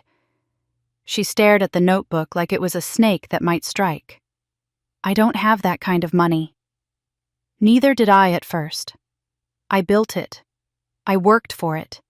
And I gave it away thinking maybe it would earn me the love you got for free. I didn't get it for free, she said, her voice breaking. I paid for it. I paid for it by never being allowed to fail, never being allowed to be human, never being allowed to just exist without being exceptional. Do you know how exhausting that is? Do you know what it's like to live in constant fear that if you slip even once, they'll stop loving you? Yes, I said and meant it. Except I slipped by being born second. I didn't even get a chance to earn their love before I lost it. We sat in silence for a moment, two sisters who'd been pitted against each other since birth, both finally seeing the bars of our separate cages. But then Sabrina reached across the table and grabbed my hand, her grip desperate. "Please don't tell them. Please, Amanda. If they find out I lied about this, they'll be so disappointed. They'll look at me differently. Everything will change." "Everything already has changed," I said, pulling my hand back. "But it doesn't have to," she pleaded. "We can work this out between us. You can let this go and things can go back to normal. I'll be more careful. I'll be better. Just please don't ruin this for me." I looked at her, really looked at her, and saw someone who'd learned all the wrong lessons from being loved too much. She thought love was something you performed for something you maintained through perfection and deception. She'd never learned that real love, healthy love, came with the freedom to be flawed and still be cherished. But I'd learned the opposite lesson from being loved too little. I'd learned to accept crumbs and call them feasts, to excuse abuse and call it family, to erase myself so others could feel bigger. We were both broken, but only one of us was ready to stop breaking. I gathered the documents and put them back in the folder. When I looked up at Sabrina, my voice was steady and cold. "They'll hear the truth, and this time it's going to come from both of us." I left Sabrina sitting in that cafe with tears streaming down her face and mascara staining her cheeks. I didn't comfort her. I didn't reassure her. I simply walked out with my black folder tucked under my arm and got into my car. My hands were steady on the steering wheel. My heartbeat was calm. For the first time in my life, I wasn't running away from confrontation, I was walking directly into it. I pulled out my phone and sent a text to my parents' landline, knowing my mother still checked it religiously. "I need to meet with you, Dad and Sabrina. Tonight at 6, at your house. This isn't optional." The response came within 2 minutes. My mother, "If you're ready to apologize, we can make time." I typed back, 6 o'clock. I'll see you then. No explanation. No negotiation. just a statement of fact. The rest of the day passed in a strange blur. I picked up Jake and Emma from Mrs. Chen's, made them lunch, played games with them in the living room. I was present but distant. My mind already at that dining table, already laying out documents, already speaking truths that had been buried for 3 decades. When 5 o'clock came, I called Mrs. Chen again and asked if she could keep the children for dinner. She heard something in my voice, something that made her agree immediately without asking questions. I drove to my parents' house as the winter sun was setting, turning the sky shades of orange and pink. The same route I'd driven on Christmas Eve, full of hope and homemade dishes and carefully wrapped presents. But I was a different person now. The woman who'd accepted being thrown out in the snow was gone. In her place was someone who'd finally learned that silence wasn't peace, it was surrender. I parked in the driveway and sat for a moment looking at the house. The house I'd saved with $26,000. The house that would have been seized and auctioned if not for me. The house where I'd grown up, feeling like a ghost. The front door opened before I could knock. My father stood there, his expression carefully neutral, the way he looked during tense business negotiations. "Amanda, you're here." I said I would be. He stepped aside to let me in. The living room looked exactly as it had on Christmas, the tree still up, decorations still in place, except now there was a staleness to it, as if the holiday cheer had soured into something rotten. My mother sat on the couch, her back straight, her hands folded in her lap. She wore her Sunday best, I noticed. A burgundy blouse and pearls, as if this were a formal occasion that required proper dress. Sabrina sat in the armchair by the window, as far from the center of the room as she could get. Her eyes were red-rimmed but freshly made up. She'd repaired the damage from her crying, reconstructed her mask, but she wouldn't look at me. "Well," my mother said, her voice crisp and businesslike. "We're here. I assume you've come to your senses and are ready to make things right with this family." I stood in the doorway holding my black folder, observing them. They'd arranged themselves like a tribunal. My mother as judge, my father as enforcer, Sabrina as the wounded party I was meant to apologize to. They'd already decided how this meeting would go. Amanda would grovel. Amanda would admit she'd overreacted. Amanda would beg forgiveness for ruining Christmas and hurting Sabrina's feelings. Then everything would return to normal, which meant I would return to being invisible, and they would return to pretending I deserved it. "I need you all at the dining table," I said. My father frowned. "Amanda, we're comfortable here. Just say what you came to say." "The dining table," I repeated, my voice firm. "Now." Something in my tone made them all pause. My mother's perfectly composed expression flickered with confusion. My father looked at me as if seeing someone he didn't quite recognize. Even Sabrina glanced up, her eyes wide and frightened. They stood slowly, uncertainly, and moved to the dining room. The same room where they'd humiliated me 4 days ago. The same table where I'd been seated in the corner while Sabrina held court. The same chairs where my children had sat before being blamed for something they didn't do. My parents took their usual seats at the heads of the table. Sabrina sat in the middle, her hands clasped tightly in her lap. They left the corner seat empty, my seat the place where I'd always been relegated. But I didn't sit down. I stood at the head of the table, the position my father usually occupied, and placed the black folder in the exact center. "Amanda," my mother said, an edge of irritation in her voice now, "we're willing to forgive you if you just admit you overreacted on Christmas. Sabrina has been devastated by your behavior. Your father and I are disappointed in how you've handled this situation. If you can simply acknowledge that you made a mistake, we can move past this unpleasantness." My father nodded his agreement. "We know you've been under stress. Single parenthood is difficult. Your job situation is probably unstable. These things can make people act out. We understand, but you need to take responsibility for your actions and apologize to your sister." They had it all figured out. The narrative was written. I was the problem. Sabrina was the victim.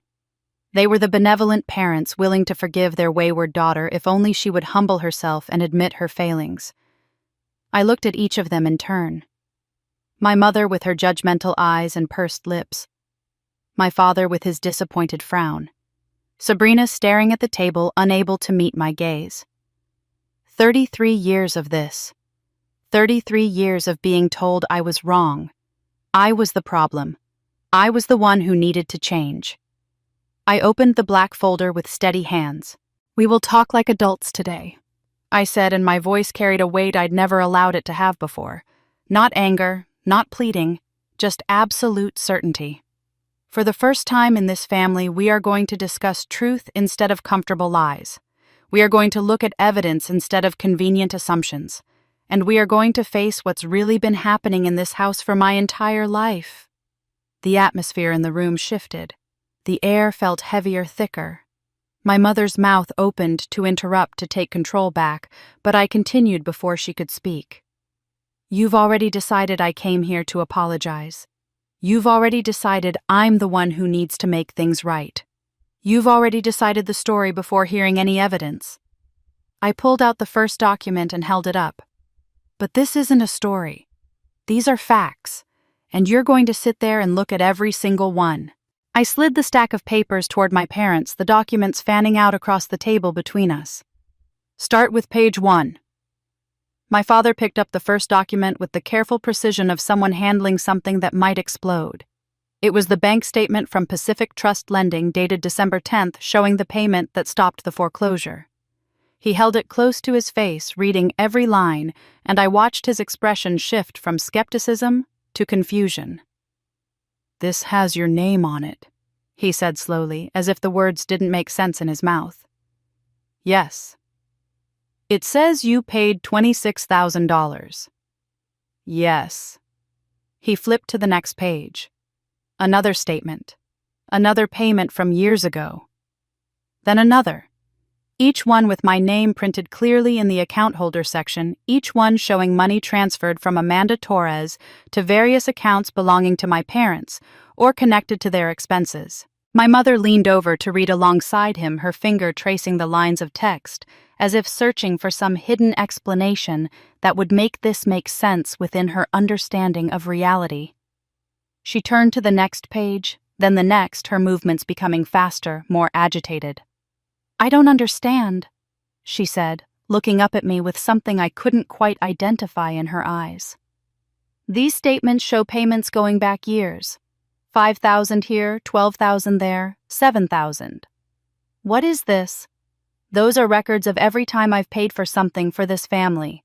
Dad's car repair in 2015, your surgery in 2018, the property tax bill in 2019, emergency expenses, debt payments, bills you couldn't cover.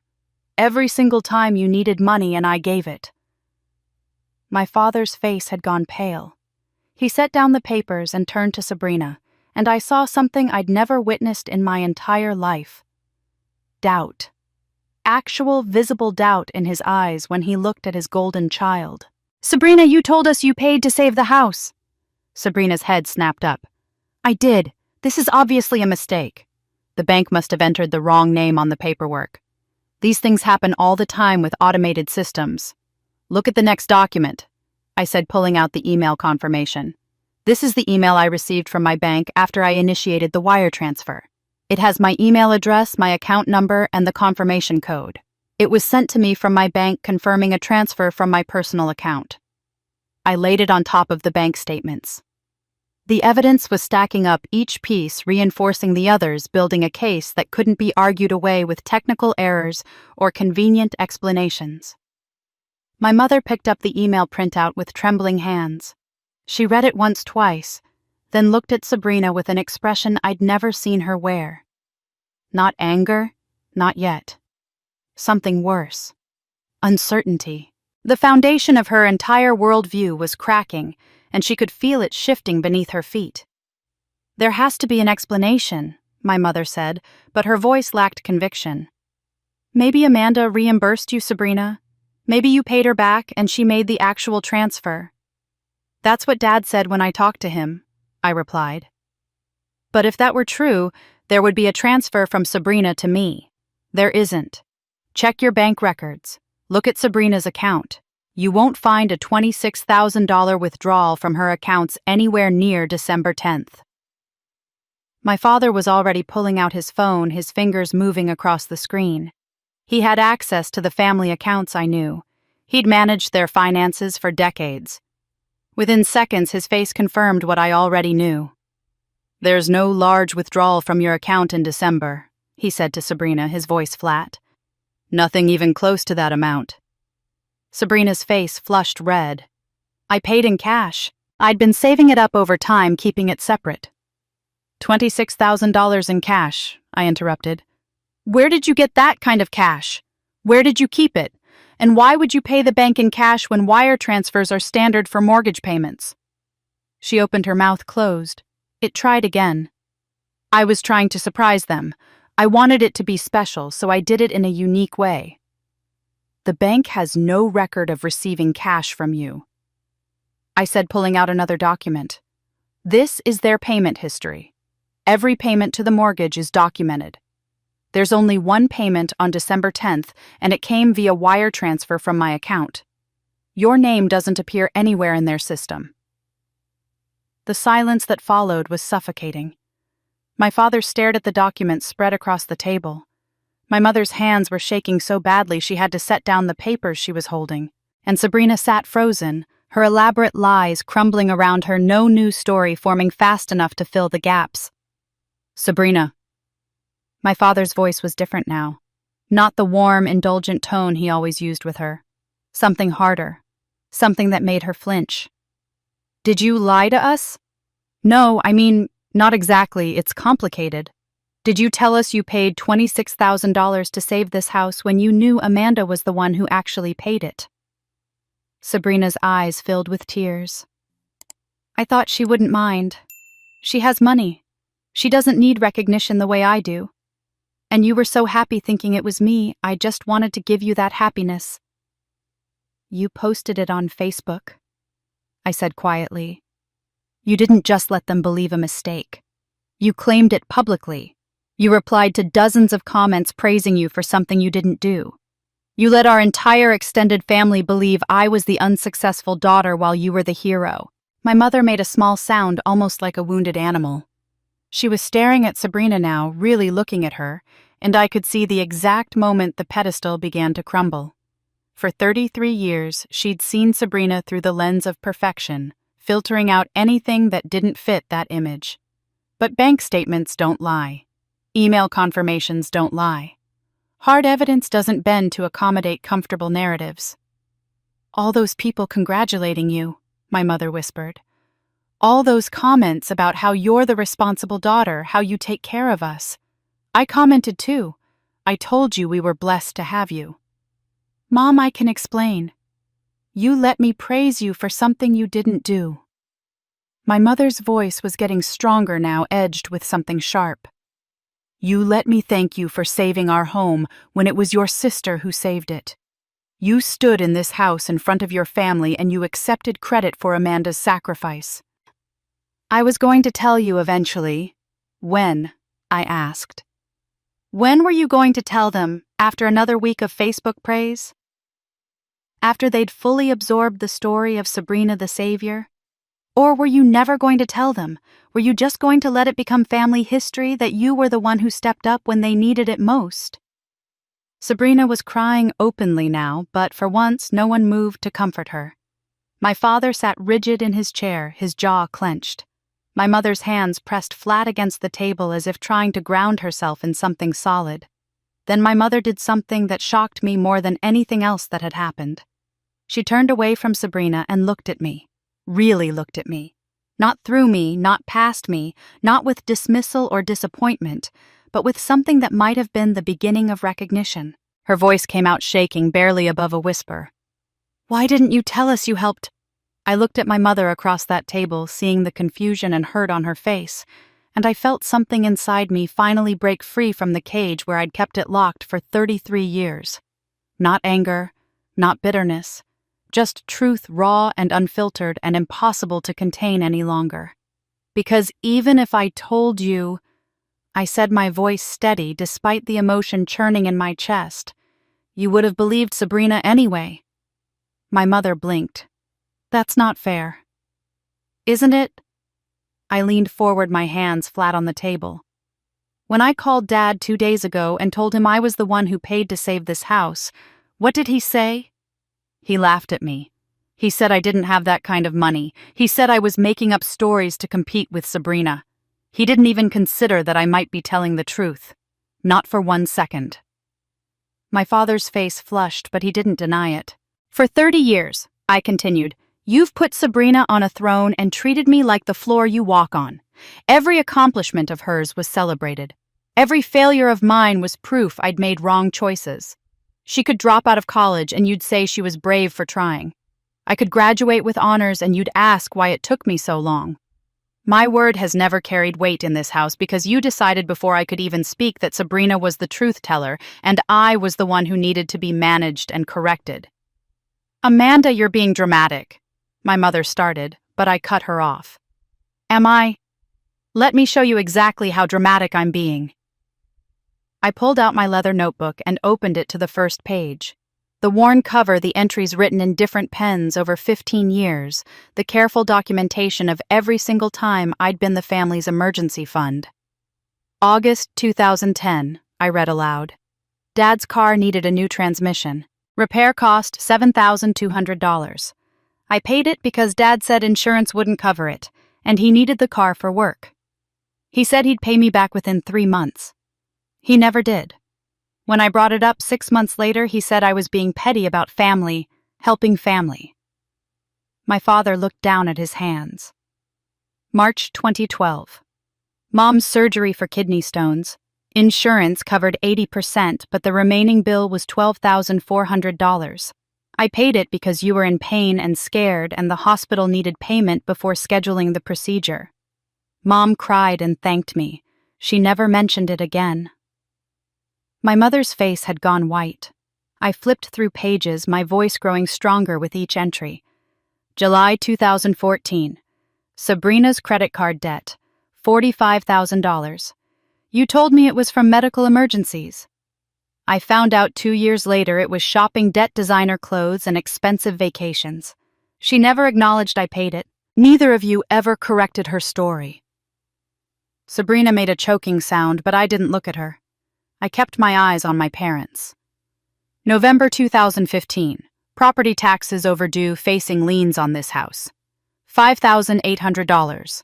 I paid it the day you called. You said I was making too big a deal about wanting to be thanked. I continued reading entry after entry, payment after payment. Car insurance, home repairs, credit card bills, medical expenses, emergency after emergency that somehow always required my money but never my acknowledgement. My parents sat frozen listening to the recitation of their financial dependence on the daughter they'd never once told they were proud of. December 2020, $26,000 to stop foreclosure on this house. I closed the notebook and looked at both of them. Would you like to know the total $207,450, over 15 years? Not counting smaller gifts, birthday money, holiday checks. Just the documented major payments. The number hung in the air like a guillotine blade. That's not possible, my father whispered. You don't have that kind of money. Your job. My job, I interrupted, is CEO of a healthcare technology company serving 3 states. I employ 47 people. Last week I closed a contract worth $4.2 million, but you wouldn't know that because you've never asked. You still think I work some low-level desk job because that fits your narrative better. My mother's mouth opened and closed, no sound coming out. You never asked about my life, I said, and my voice cracked for the first time. You never asked about my dreams or my pain or my accomplishments. You never asked how I was rebuilding after my divorce, or how I was managing single parenthood, or what my company does, or whether I was happy. You only saw me when you needed something from me. And even then, you didn't really see me. You saw a resource, a backup plan, the strong one who could handle anything because you needed me to handle it so you could focus on Sabrina. That's not true, my mother said, but there was no conviction in her voice. Then tell me one thing about my life right now. One thing that doesn't involve you needing my help. What's my company called? What grade is Jake in? What's Emma's favorite color? What's my dream for the future? The silence that followed was devastating. My parents looked at each other, then at me, then back at each other. They couldn't answer a single question. They knew nothing about me beyond what I could provide for them. I stayed silent about the house payment because I wanted to protect your dignity, I said quietly. I thought if I helped quietly, you wouldn't feel embarrassed. I thought maybe, just maybe, if I took care of you without demanding recognition, you'd eventually see me as someone worth loving, not because of what I give, but because I'm your daughter. I was wrong. Silence didn't protect anything. It just gave Sabrina space to steal my sacrifice and you space to believe her because believing her was easier than seeing me. My mother's eyes filled with tears. They spilled over, running down her cheeks, and for a moment, I thought maybe something had broken through. Maybe finally, after 33 years and $200,000, and a lifetime of being invisible, they were seeing me. Then she spoke, and her words shattered what was left of my hope. Why are you attacking your sister like this? My mother's words echoed in the suddenly silent room. Why are you attacking your sister like this? I'd just laid out 15 years of financial documentation proving I'd given over $200,000 to this family, shown undeniable evidence that Sabrina had lied and stolen credit for my sacrifice. And my mother's response was that I was attacking Sabrina. Something crystallized in that moment, something cold and clear and final. I'm not attacking her mom. I'm telling the truth. But I understand why you can't see the difference. You never have. I pulled out my phone, my fingers steady as I navigated to my email. I'd saved this message, though I hadn't fully understood why at the time. Maybe some part of me knew I'd need it. Maybe some instinct for self-preservation had told me to keep evidence of everything because in this family, the truth was always negotiable. There's something else you should see, I said, turning my phone screen toward my mother. This is an email from Pacific Trust Lending sent on December 26th, the day after Christmas. My mother leaned forward to look at the screen, and I watched the color drain from her face so quickly I thought she might faint. Her hand came up to her mouth. Her eyes went wide with something that looked like panic. Read it out loud, Mom, I said quietly. Read it so everyone can hear. I can't. Her voice was barely a whisper. Then I'll read it. I pulled the phone back and read in a clear, steady voice. Dear Mrs. Torres, this email confirms that we have received payment of $26,000 on December 10th, 2024, for account ending in 4782. This payment was made by Amanda Torres and has brought your account current. Your foreclosure proceedings have been halted. Thank you for your prompt attention to this matter. The silence that followed was absolute. No one moved, no one breathed. My father turned to my mother with an expression I'd never seen him wear. You received this email on December 26th. Yes, but... You knew? I said, and my voice was ice. You read this email the day after Christmas. You knew I was the one who paid to save your house, and you let Sabrina post on Facebook that she did it. You commented on her post. You called her a blessing. You thanked her publicly for saving you, all while knowing the money came from me.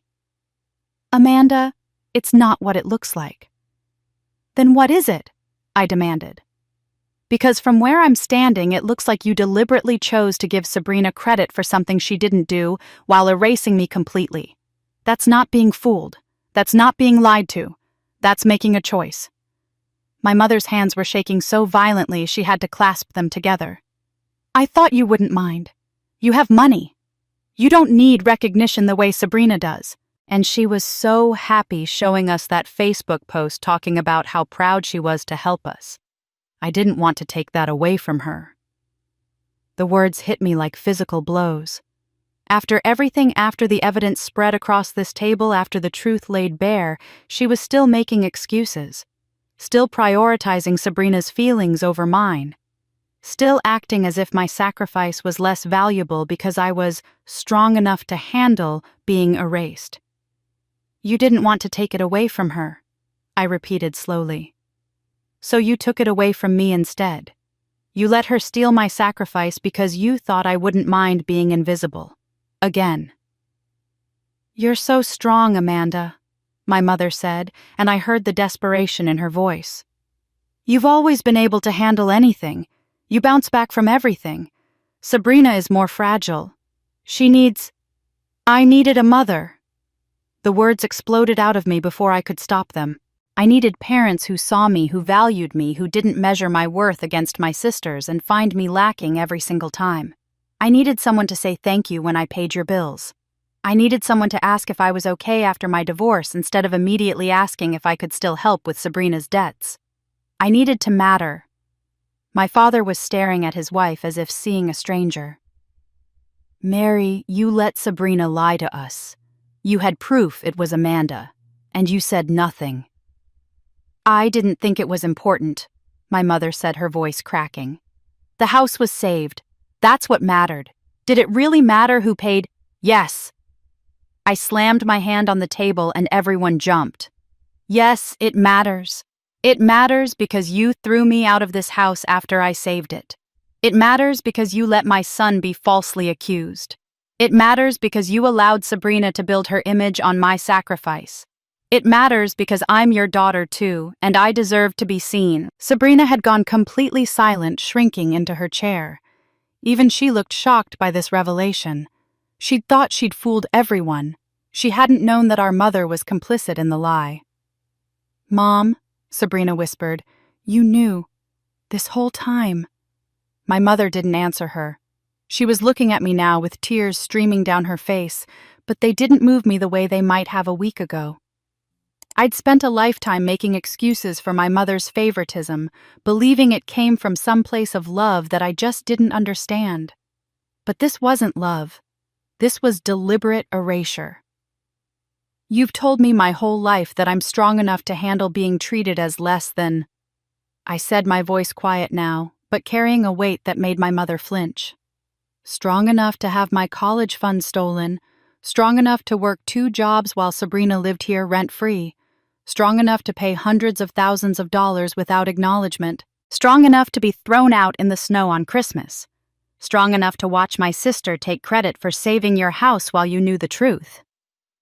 I stood up, gathering my documents back into the black folder. You're right about one thing. I am strong. But not because you made me that way. I'm strong despite you. I built my strength from the rubble of a childhood where I learned that love was conditional and recognition had to be earned through sacrifice. And I'm done using that strength to enable your dysfunction. My mother reached out toward me, her face crumpling. Amanda, please. I looked at her hand, then at her face, and said the words that had been building in my chest for 3 decades. And you wonder why I never told you anything. I stood there holding my folder, watching my mother cry, and my father sit rigid with shock, and I realized we'd only scratched the surface. They thought this was about stolen credit and favoritism and 30 years of dysfunction. They didn't understand yet that the damage ran deeper, that the lies had legal consequences, that their house was still standing on the edge of a cliff. There's more, I said, reaching back into the folder. Amanda, I think we've heard enough for one night, my father said, his voice strained. Your mother is upset. We need time to process. No. I cut him off with a sharpness that made him stop mid-sentence. You don't get to decide we're done when it gets uncomfortable. You need to hear all of it, especially this part. I pulled out the loan document from Pacific Trust Lending, the one that had been haunting me since I'd seen it. The one with the signature that looked almost like mine but wasn't quite right. I placed it on the table with deliberate care, smoothing it flat so everyone could see. That $26,000 I paid, it wasn't a solution. It was a temporary fix. All it did was delay foreclosure by 3 months and bring the original mortgage current. But there's a second loan on this house that none of you have mentioned. A loan for $35,000 taken out 8 months ago from Pacific Trust Lending, a private lender with high interest rates and aggressive collection practices. My father frowned, leaning forward to look at the document. What are you talking about? We don't have a second loan. You do. It's right here. Signed in August. Stated purpose home repairs and medical expenses. Total borrowed $35,000. 4 payments missed so far. Late fees and interest accumulating. The current balance owed is approximately $42,000. My mother shook her head, her face pale. We never took out a second loan. We wouldn't do that without telling anyone, I finished for her. The way you didn't tell anyone you were 6 months behind on your mortgage?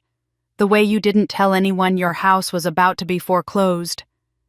My father grabbed the document and scanned it quickly, his eyes moving down the page. I watched his expression shift from confusion to recognition. This is from when we needed the roof repaired. The insurance wouldn't cover it, and we had those medical bills from your mother's treatments. But I thought... He stopped looking at my mother. I thought we borrowed this from... He didn't finish the sentence, but his eyes flickered toward Sabrina for just a moment before returning to the document. Look at the guarantor section, I said quietly. Page 3. My father flipped to the 3rd page. His face went completely white. Amanda Torres. You're listed as the guarantor. If we default, you're legally responsible for the full amount plus penalties. When did I agree to guarantee this loan? I asked, letting the question hang in the air. My mother looked genuinely confused. We didn't ask you to guarantee anything. We wouldn't do that without your permission. Exactly. So how did my name end up on this document? I reached across the table and pointed to the signature line. Look at this signature. Look at it carefully. My father held the paper up, studying it. I could see him comparing it mentally to other documents I'd brought to my signature on the bank statements and emails. His frown deepened. This doesn't look quite right, he said slowly. The A in Amanda, the first stroke, is different, and the overall slant is off. Because it's not my signature. Someone forged it. The word forged dropped into the room like a stone into still water, sending ripples of shock outward. My mother gasped. My father's hand started shaking, making the paper tremble. And Sabrina went absolutely still, like a rabbit sensing a predator. Someone copied my signature well enough to fool a private lender who doesn't have the same verification standards as major banks. I continued, my voice steady, despite the anger burning in my chest. Private lenders like Pacific Trust Lending care more about interest rates and quick approvals than they do about authenticity. They don't compare signatures against existing records. They don't require notarization for every document. They take what you give them and process it fast. Someone knew that. My father's eyes moved slowly, inevitably toward Sabrina. She was pressed back in her chair as far as she could go, her face the color of paper, her hands gripping the armrests so tightly her knuckles had gone white.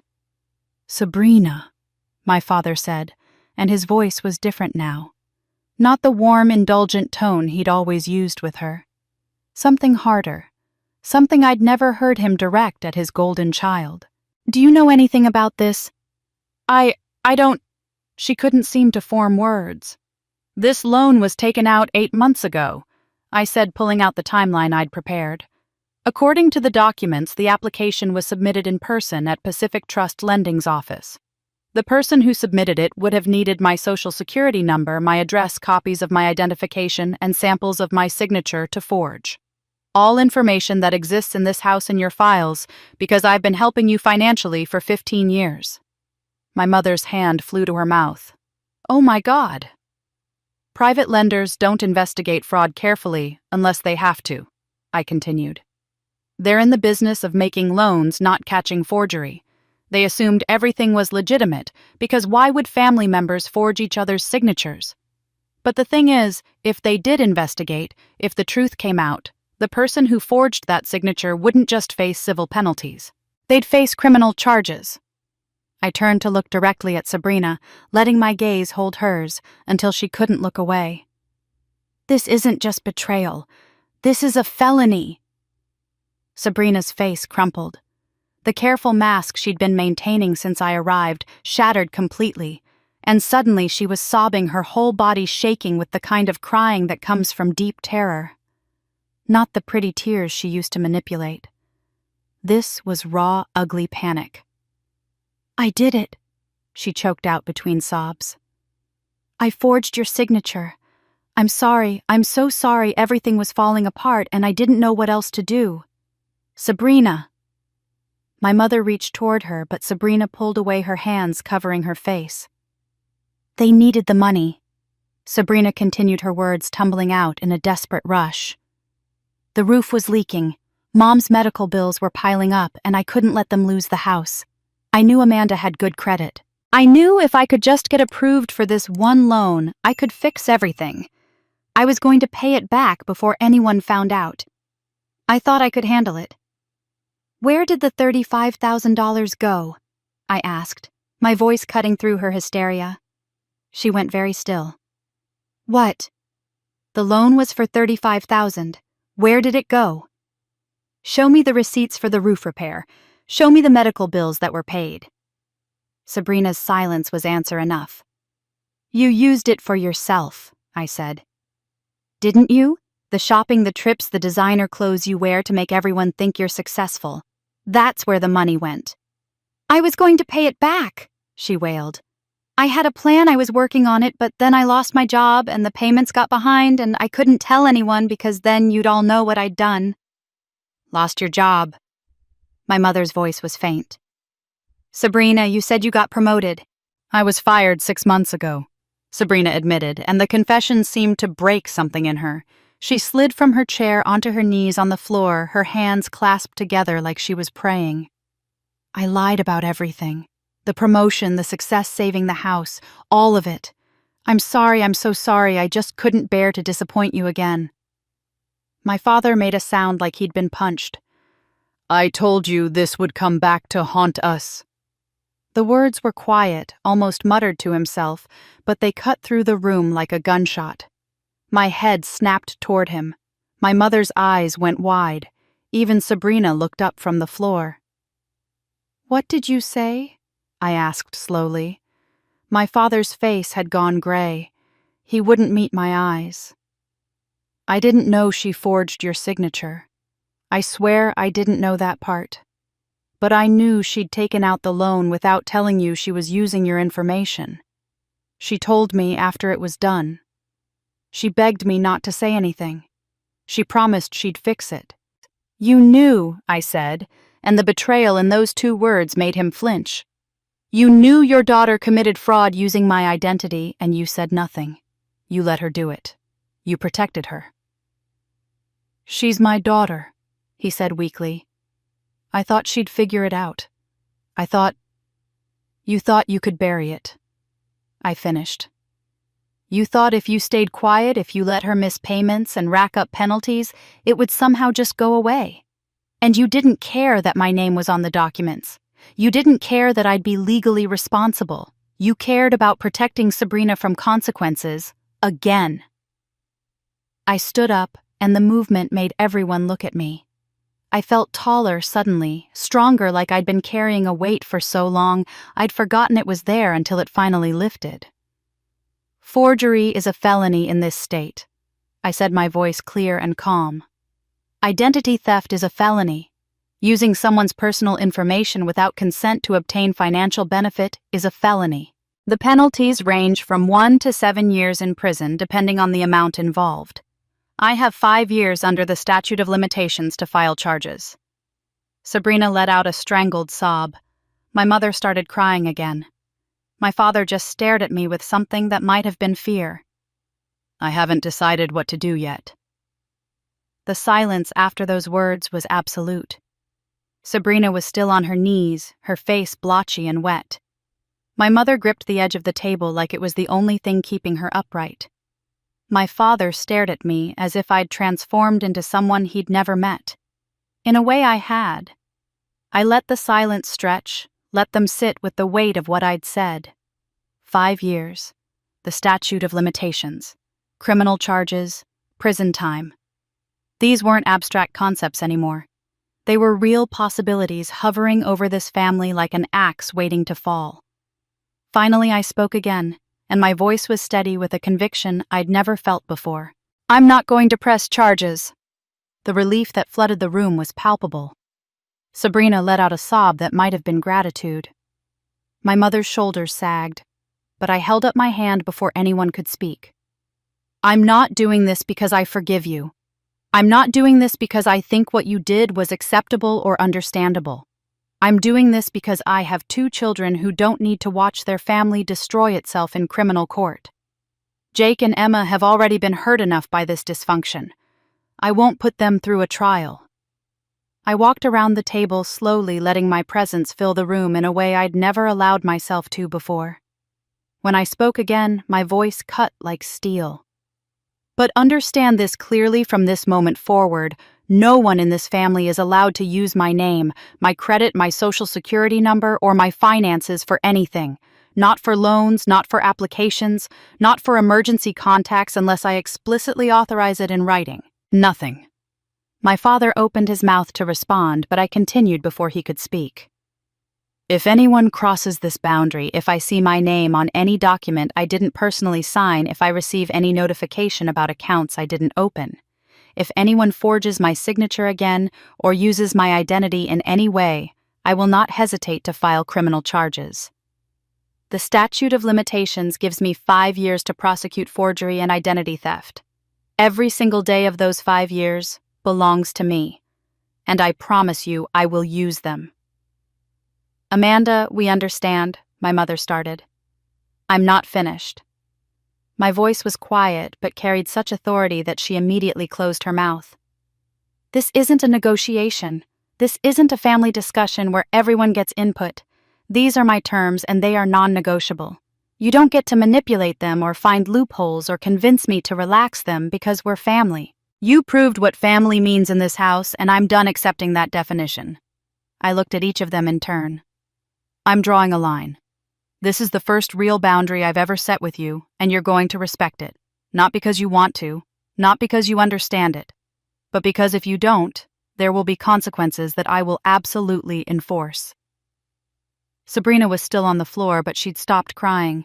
She looked up at me with red-rimmed eyes, and I saw something in her expression I'd never seen before.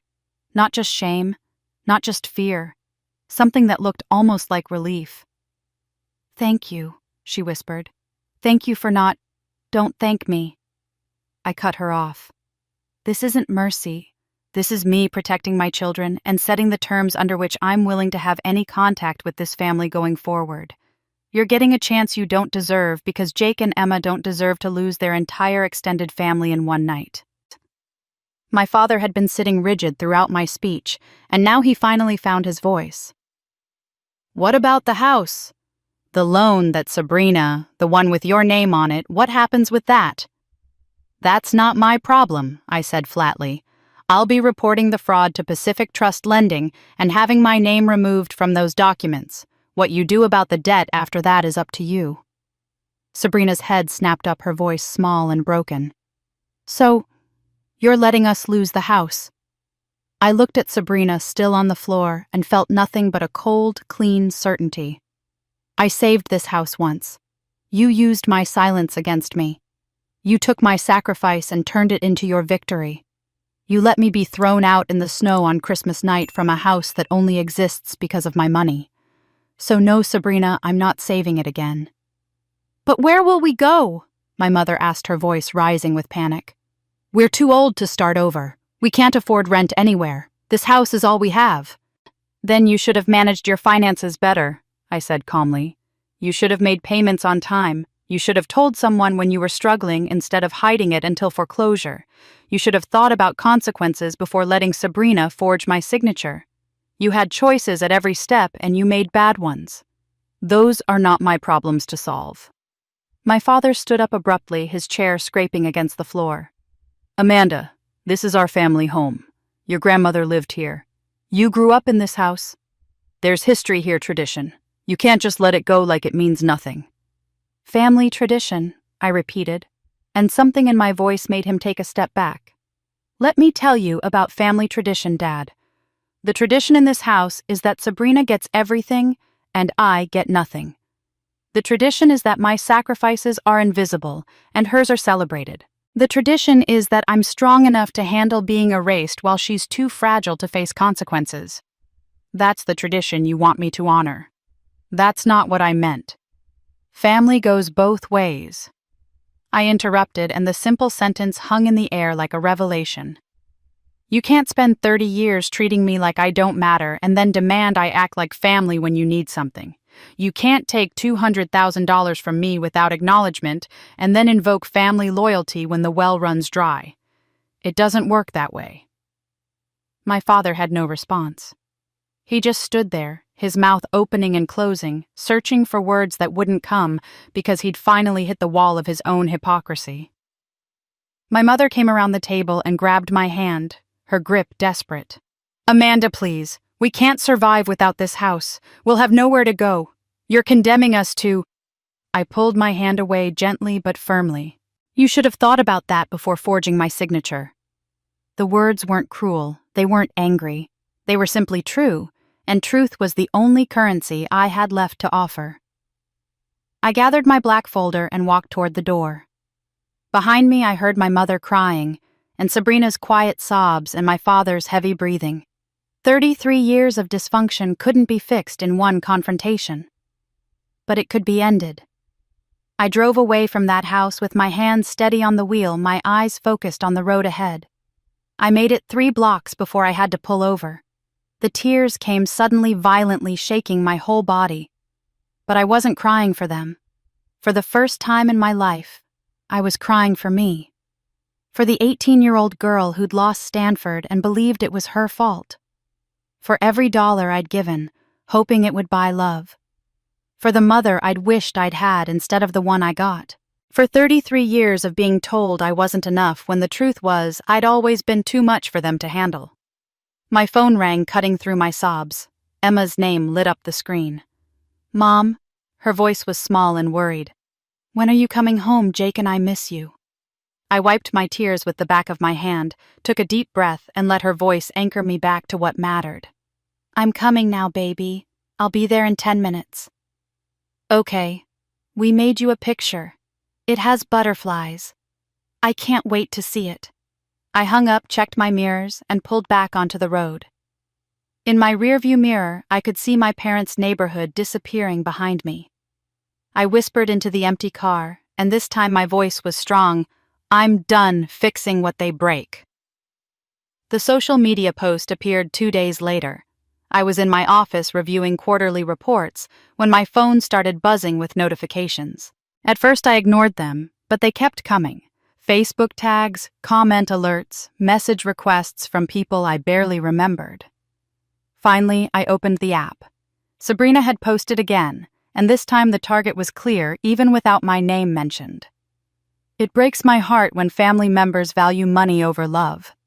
When you sacrifice everything to help your parents only to have others turn their backs in the time of greatest need. Some people talk about family loyalty, but when it's time to actually help, they're nowhere to be found. Praying for strength during this difficult time. The comments section was exactly what she'd intended. Aunt Marie. "Some people are just selfish. Your parents raised you both, and this is how one of you repays them. Cousin Jennifer." I can't believe someone would abandon their own parents. Heartless. My mother's friend Dorothy. "We all know who the real daughter is in that family." More notifications flooded in. Private messages from distant relatives I hadn't spoken to in years. "How could you do this to your parents? Your sister is carrying the whole family while you sit back and do nothing. You should be ashamed." I sat there reading message after message, waiting for the familiar feeling to hit the shame. The guilt, the desperate need to defend myself and make them understand. But it never came. Instead, I felt strangely calm, almost peaceful. These people didn't know me. They'd never asked about my life, never called to check in, never shown up for Jake's birthday parties or Emma's dance recitals. They knew the version of me that Sabrina had carefully constructed over the years.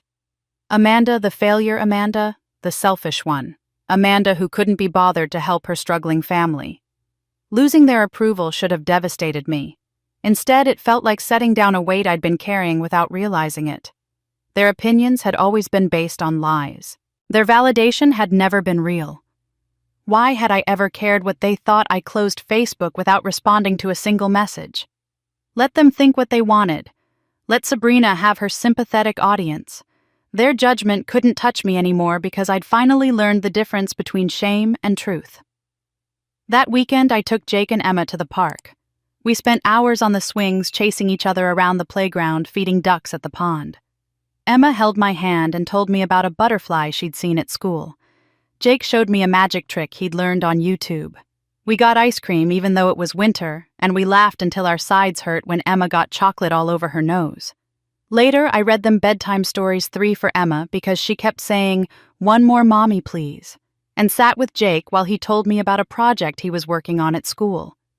When they were both asleep, I walked through my quiet apartment and realized something profound. My life was better without my family in it. Fuller, more peaceful, more genuine. I wasn't running from them, I was walking toward the life I'd built, the one they'd never bothered to see. My successful company, my beautiful children, my home that I'd earned through my own work, my own choices, my own strength. I was making myself dinner when my phone buzzed with a text from a number I didn't recognize. The message preview showed, "Amanda, this is your Aunt Patricia, your dad's sister. I need to tell you something about Stanford." My hand froze halfway to my phone. Aunt Patricia. I barely remembered her. She'd moved to Oregon when I was young and rarely visited. Why was she contacting me now? And why was she bringing up Stanford? I picked up the phone with trembling fingers and opened the full message. "I've been following what's happening in the family. I can't stay silent anymore. We need to talk about what Sabrina did 15 years ago. Can we meet?" I arranged to meet Aunt Patricia at a coffee shop halfway between the city and her home in the suburbs. I hadn't seen her in over a decade, maybe longer. She'd always been the family member who lived far away, who sent cards at Christmas, but never visited, who existed on the periphery of our lives like a character in a story someone occasionally mentioned, but never fully developed. She was already there when I arrived, sitting at a corner table with 2 cups of coffee in front of her. She'd aged gray hair, deeper lines around her eyes, but I recognized her immediately. She stood when she saw me, her expression a mixture of guilt and determination. "Amanda, thank you for meeting me." I sat down across from her, my stomach tight with anticipation and dread. "Your message said something about Stanford." She nodded her hands, wrapping around her coffee cup, in that same nervous gesture I'd seen my father do. They were siblings, after all, cut from the same cloth even if they'd chosen different lives. "I should have told you this 15 years ago," she began, her voice quiet. "I've carried it like a stone ever since. But I was a coward. I didn't want to cause family drama. I told myself you'd figure it out eventually, that the truth would come out on its own. It didn't. And now I see what's happening, the posts, the attacks, your sister painting you as the villain, and I can't stay silent anymore." "What did you see?" My voice came out steadier than I felt. Aunt Patricia took a breath, and I watched her gather courage for whatever she was about to say. 15 years ago, I came to visit your parents for Easter. I was only in town for the weekend.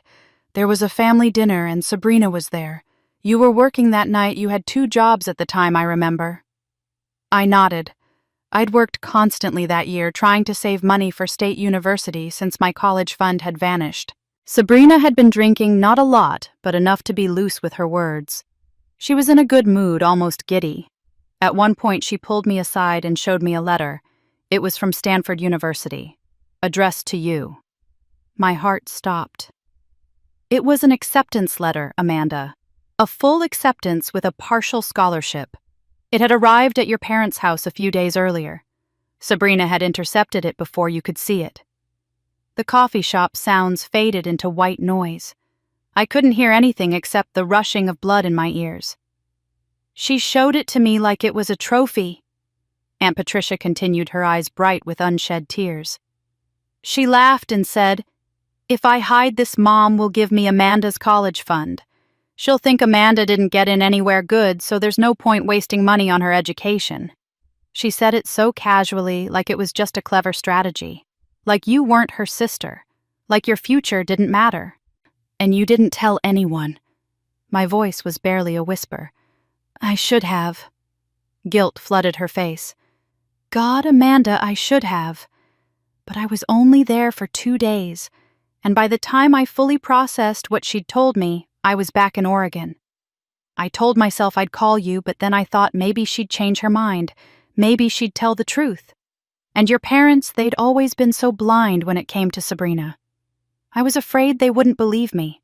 I was afraid it would cause a rift in the family. So you chose silence? Yes. She looked down at her hands. I chose the path of least resistance, and I've regretted it every single day since. When I heard you'd enrolled in community college, I knew Sabrina had gone through with it. But by then, what could I say? The damage was done. The college fund was gone. You'd already started a different path. I sat there trying to comprehend what I was hearing. All those years ago, when my parents told me Stanford had rejected me when Sabrina showed them a rejection letter she claimed to have opened on my behalf when they decided to use my college fund for Sabrina's prestigious program, all of it had been built on a lie Sabrina orchestrated deliberately. She showed you the letter, I asked, needing to be absolutely certain. You saw it with your own eyes. It was an acceptance. Yes, I read it. We are pleased to offer you admission to Stanford University for the fall semester. I remember the words exactly because I've played them in my head 1,000 times, wishing I'd done something different. My whole life could have been different. I could have gone to Stanford. I could have had the education I'd dreamed of, the connections, the opportunities. Instead, I'd worked 2 jobs and taken night classes at community college, while Sabrina went to her prestigious university with my money that only existed because she'd stolen my future first. Your whole life could have been different, Aunt Patricia said, echoing my thoughts. And she knew exactly what she was taking from you. That's what haunts me most. It wasn't carelessness or thoughtlessness. It was calculated. She looked at your future and decided hers was more important. I stood up abruptly, needing to move, needing air. Thank you for telling me. I need to go. Amanda, I'm sorry. I know you are, but 15 years too late doesn't change anything. I walked out of the coffee shop and got into my car. I sat there for a long moment with my hands on the steering wheel, staring at nothing.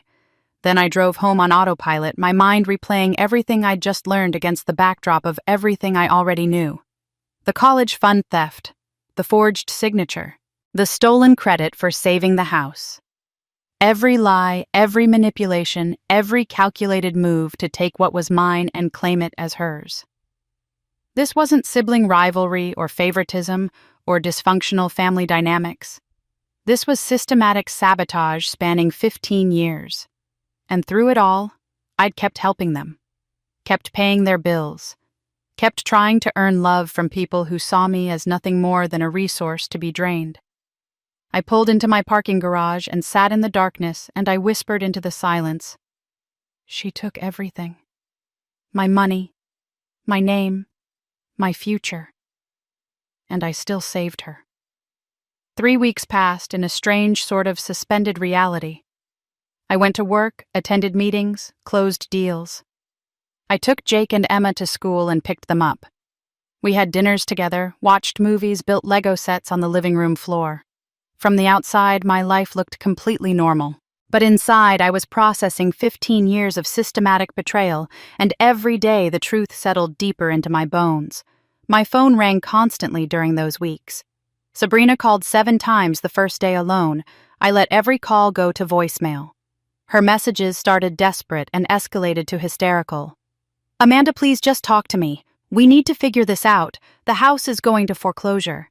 We have nowhere to go. Please. My mother called too. Her messages were different, not begging, but commanding. Amanda, this is your mother. Call me back immediately. We need to discuss your responsibility to this family. As if I hadn't already spent 15 years and over $200,000 demonstrating my responsibility. My father left one voicemail that I listened to 3 times, trying to decode the layers of manipulation woven through every word. Amanda, it's Dad. I know we've had our disagreements, but family is family. Your mother and I are facing a very difficult situation, and we need you to do the right thing. You've always been the strong one, the capable one. We're counting on you. Call me back. The right thing. As if the right thing was obvious. As if my entire life hadn't been built on doing the right thing while they did whatever was convenient. I didn't call any of them back. On a Tuesday afternoon, while I was in a video conference with a potential client in Seattle, my phone buzzed with a text from an unknown number. Against my better judgment, I glanced at it during a break in the presentation. This is Aunt Marie. Your parents received the final foreclosure notice. Auction is in 3 weeks. You need to help them. This is your family home. I turned my phone face down and returned to my meeting. When it ended, I found 6 more texts from various relatives, all saying essentially the same thing with different levels of judgment and urgency. The family phone tree had been activated, and I was the target. That evening, while Jake and Emma were doing homework at the kitchen table, I finally listened to my father's second voicemail. His voice sounded older, more tired than I'd ever heard it. Amanda, the auction is scheduled for 3 weeks from today. 21 days. Your mother is beside herself. Sabrina has nowhere to go if we lose this house. She's been living here for years, and she doesn't have the resources to find a place of her own. Neither do we. We've called everyone we can think of, but no one has the kind of money we need to stop this. You're the only one who can save us. I'm begging you, Amanda. Please. I deleted the voicemail and sat down at the table with my children, helping Emma with her math homework and listening to Jake read from his history textbook. This was my family. These 2 beautiful children who deserved better than the generational dysfunction I'd inherited. They deserved a mother who knew how to set boundaries, who understood that love didn't mean endless sacrifice without reciprocation. My phone rang again. Sabrina. I watched it ring until it went to voicemail. 30 seconds later, another call. Sabrina again. Then another. She called 4 times in a row before finally giving up. Later that night, after the kids were in bed, I poured myself a glass of wine I had no intention of drinking and sat on my balcony looking out at the city lights. I thought about my parents probably sitting in that house right now, terrified and desperate. I thought about Sabrina, who'd never worked consistently or saved money or planned for a future beyond being taken care of. I thought about the 15-year-old acceptance letter to Stanford, that I'd never seen the future that had been stolen before I even knew it existed. Part of me, the old Amanda, the one who'd spent 3 decades trying to earn love through sacrifice, wanted to save them, wanted to swoop in and write another check and make the problem go away. That Amanda whispered that they were still my parents, still my family, and didn't I owe them something? But the new Amanda, the one who'd finally learned that drowning people will pull you under if you let them know better. Saving them now would only teach them that no boundary I set was real, that they could cross any line, and eventually I'd fold. In 6 months, they'd be in the same situation with a different crisis, and I'd be expected to rescue them again because that's what I always did. The cycle had to break, and it had to break now. My laptop chimed with a new email. I opened it already knowing who it was from. My lawyer, Marcus Chen, who'd been handling the identity theft case with Pacific Trust Lending. Amanda, the foreclosure auction for 847 Maple Street has been officially scheduled for Tuesday, January 21st at 10:00 a.m. at the county courthouse. These auctions are open to the public. Anyone can attend, and anyone with verified funds can bid. Let me know if you need any additional information. Interested in attending. I read the email 3 times. The auction was in exactly 3 weeks. Public. Open to anyone, including me. I closed my laptop and sat in the darkness of my balcony feeling something shift inside me. Not anger anymore. Not even hurt. Just a clear, cold certainty about what came next. The next morning, I called Marcus Chen before I'd even finished my first cup of coffee. I want to know everything about how foreclosure auctions work, I said without preamble. There was a brief pause on his end, then I heard papers rustling. You're thinking about attending? Maybe, Walk me through it. Marcus's voice shifted into professional mode, the tone he used when explaining complex legal processes. Foreclosure auctions are public sales held at the county courthouse. Anyone can attend. The property goes to the highest bidder as long as they can provide proof of funds. The starting bid is usually the amount owed on the mortgage plus fees in your parents' case. That would be around $180,000. And the buyer's identity? That's the interesting part. If you bid as an individual, your name becomes public record. But if you bid through an LLC or corporation, only the company name appears on the documents. The actual owner behind the LLC isn't required to be disclosed immediately. I set down my coffee cup, my mind working through the implications. So, I could buy the house and my family wouldn't know it was me. Not right away. Eventually, if they really dug, they could find out. But initially, no. They'd just know that their house was purchased by... He paused, and I could hear him typing, Meditech Solutions, LLC if you wanted to use your company. The idea crystallized in my mind with perfect clarity. Not to save them. Not to hand them back their house with new conditions they'd eventually violate, but to fundamentally shift who held power in this family. For the first time in my life, I could be the one making the rules, instead of the one bound by them. What would I need to do?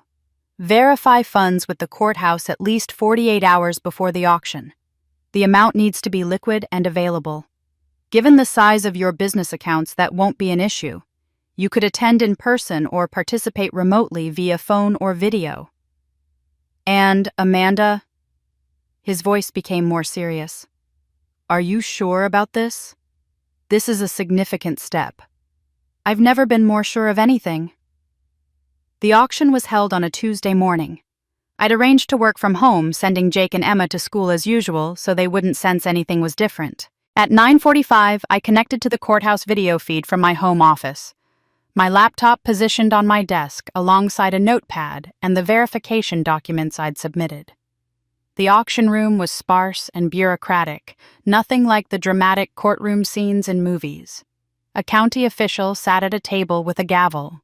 About a dozen people were scattered throughout the room, some clearly real estate investors with folders and calculators. Others possibly family members of the various properties being auctioned that day. My parents' house was the third property called. 847 Maple Street, the official announced.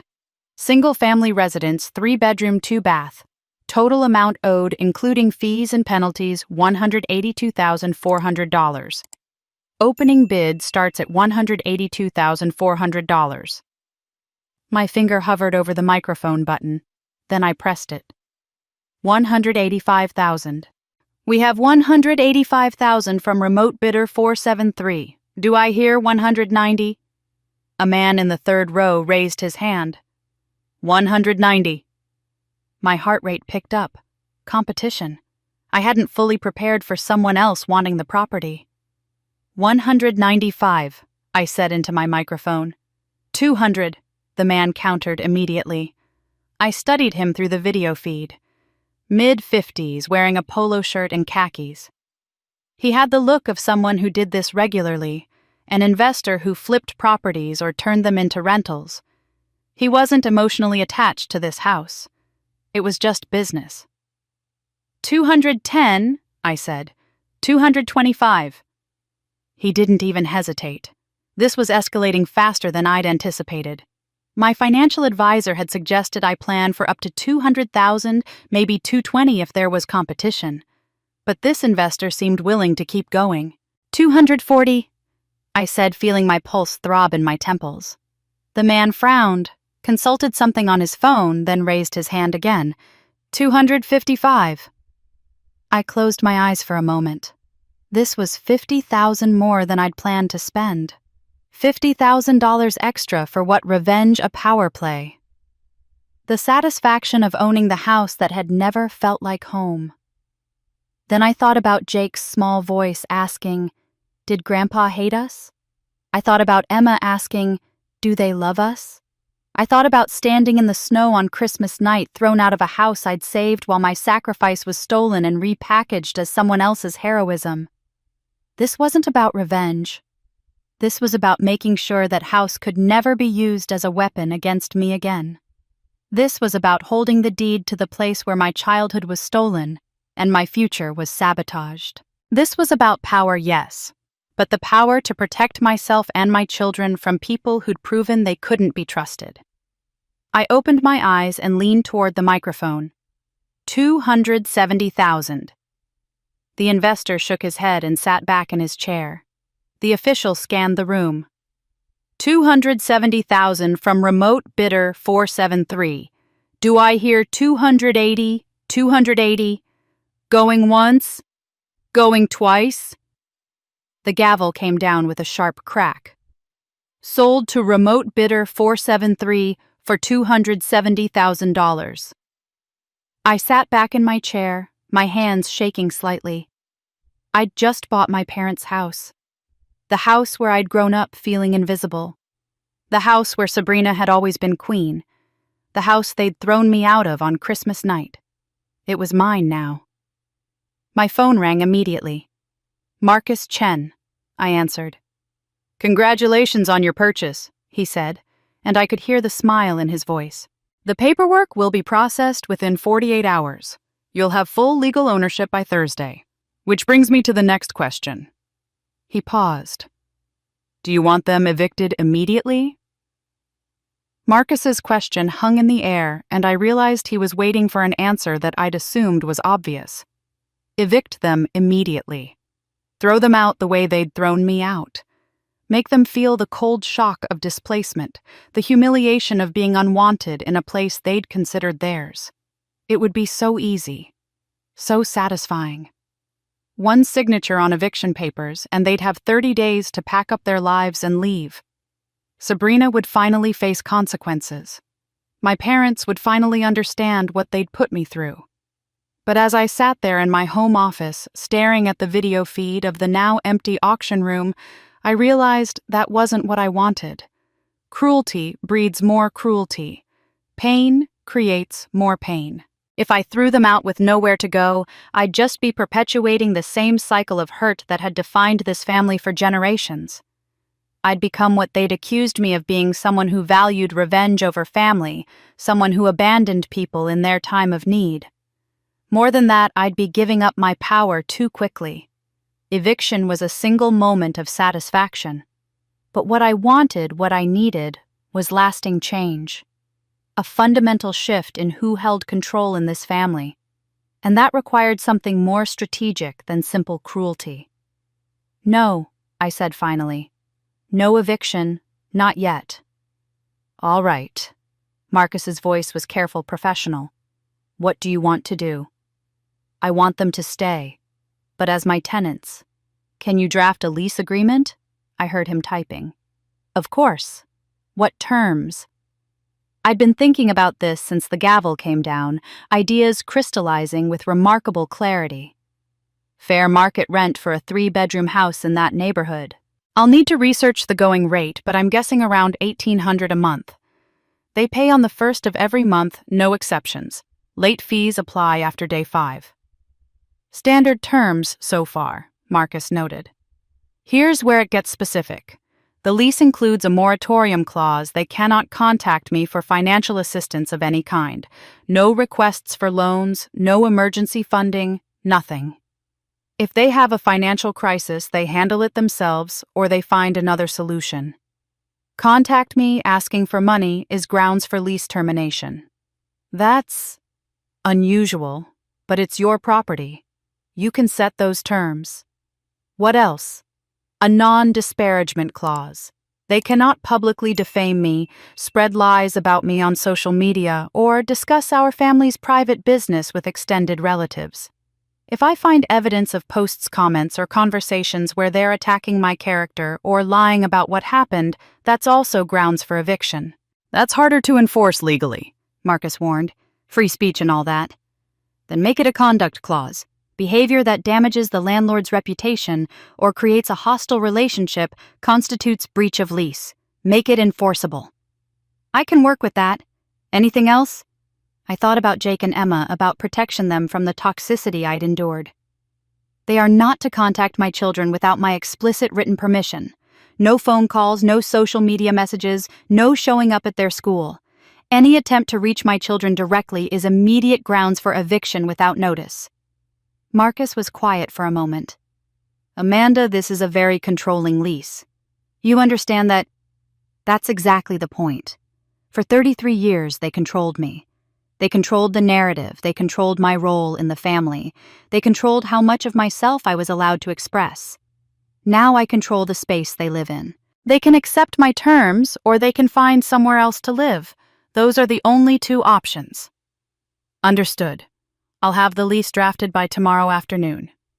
Do you want to deliver it yourself, or should I send it through certified mail? I considered this. Certified mail would be cleaner, more professional. But it would also be impersonal.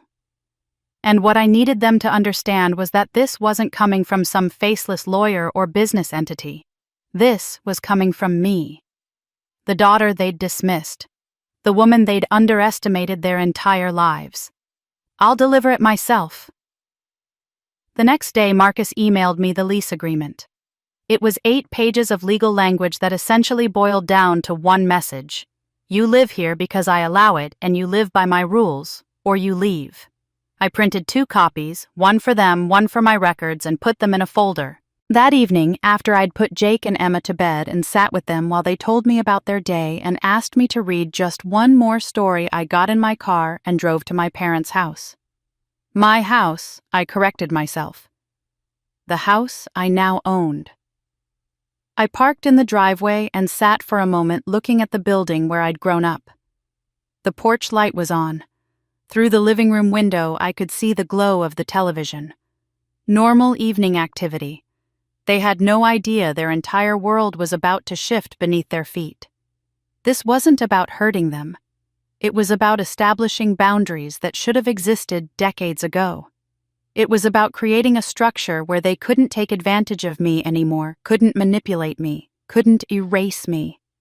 They would pay rent to me every month, a tangible, recurring reminder that their comfort depended on the daughter they'd called unsuccessful.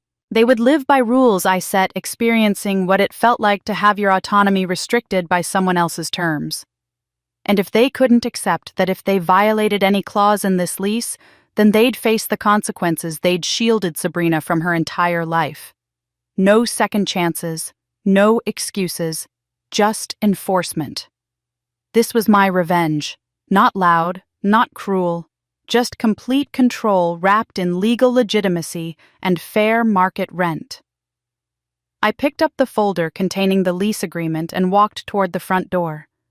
I rang the doorbell instead of knocking, a deliberate choice that signaled I was no longer family dropping by. I was someone who needed to be invited in. Through the frosted glass, I saw a figure approach.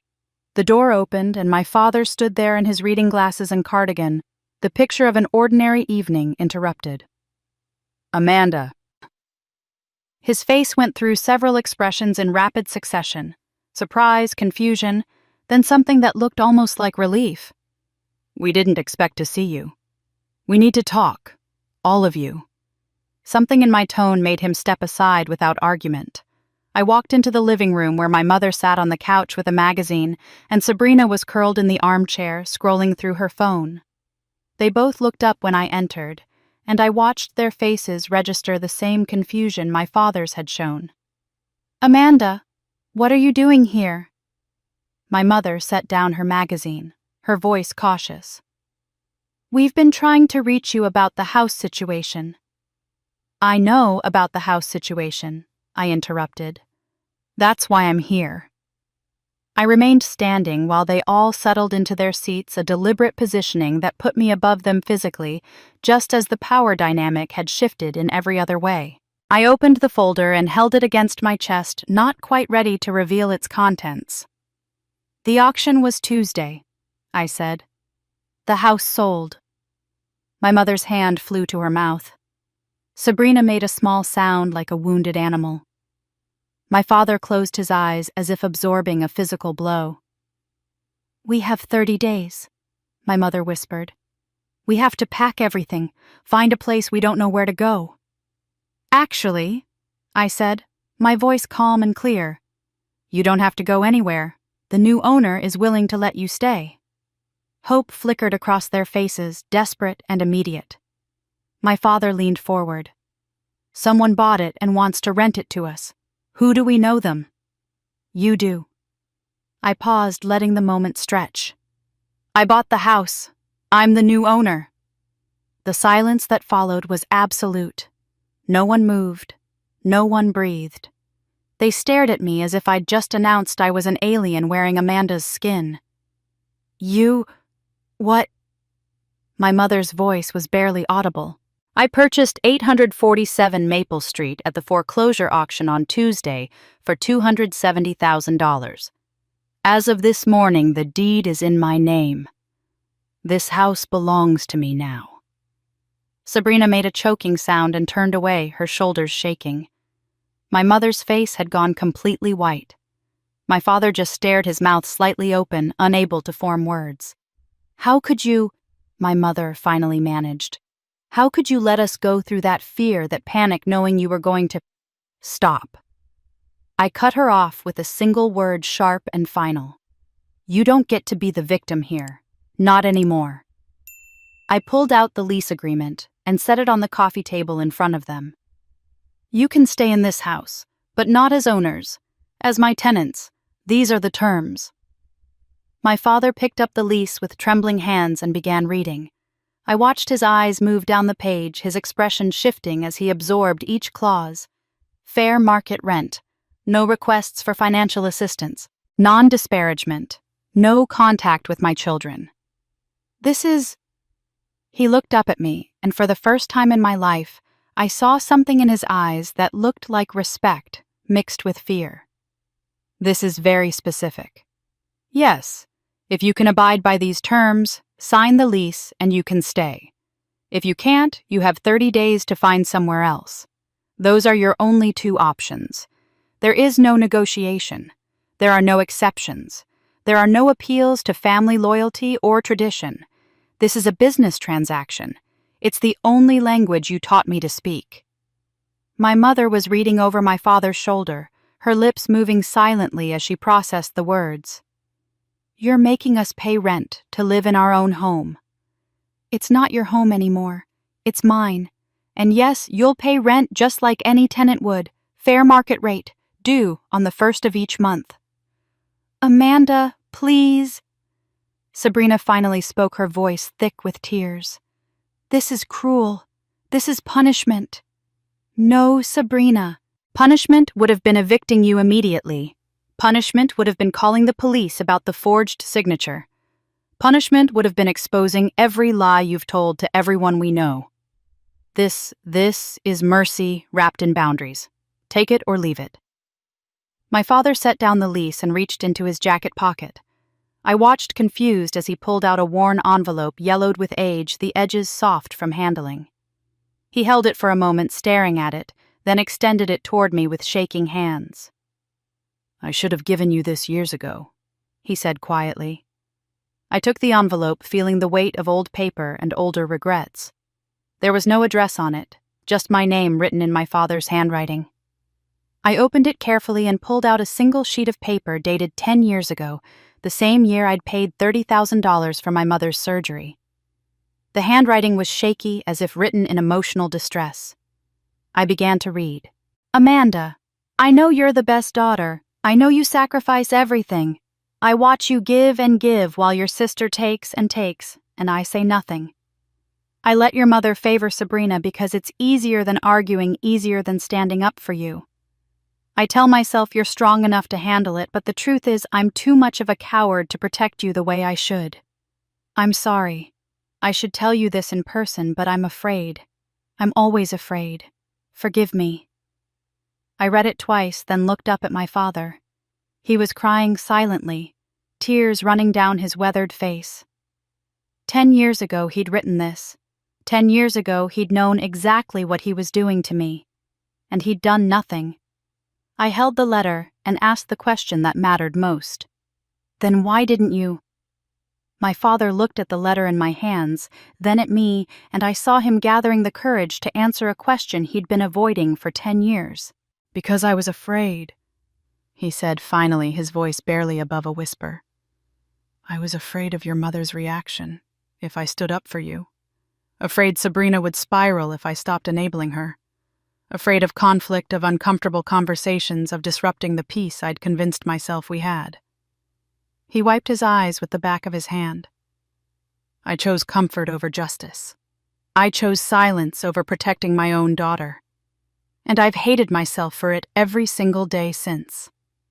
The admission hung in the air between us. It wasn't an excuse. It didn't erase 30 years of favoritism and dismissal and erasure. But it was honest, maybe the first truly honest thing my father had ever said to me. And somehow that honesty created a tiny crack in the wall I'd built around my heart. "That doesn't make it okay," I said quietly. "I know. It will never be okay." I folded the letter carefully and put it back in its envelope. "Sign the lease, or don't. Those are still your only options." My father picked up the pen that Marcus had included with the documents. He read through the lease one more time, then signed his name at the bottom. My mother watched him, then took the pen with shaking hands and added her signature below his. No arguments, no negotiations, no appeals to family sentiment. Just acceptance of terms they would have found unthinkable a month ago. I pulled out the spare set of keys from my pocket keys I'd had made after the title transferred and set them on the coffee table. "Rent is due on the 1st of each month. You can mail checks to the address listed in the lease or set up automatic transfer. Late payments incur fees." My mother looked at the keys but didn't reach for them. "Amanda, No." I held up my hand. "We're not doing emotional processing right now. This is a business arrangement. You're my tenants. I'm your landlord. That's the relationship we have now. If you can maintain it professionally and follow the terms, we're fine. If you can't, I'll enforce the consequences. That's all there is to say." I walked toward the door, and this time no one tried to stop me. As I reached for the handle, I looked back one last time at the three of them sitting in that living room, looking smaller and older and more uncertain than I'd ever seen them. I'll see myself out. 6 months passed like chapters in a book I was finally writing for myself instead of having written for me.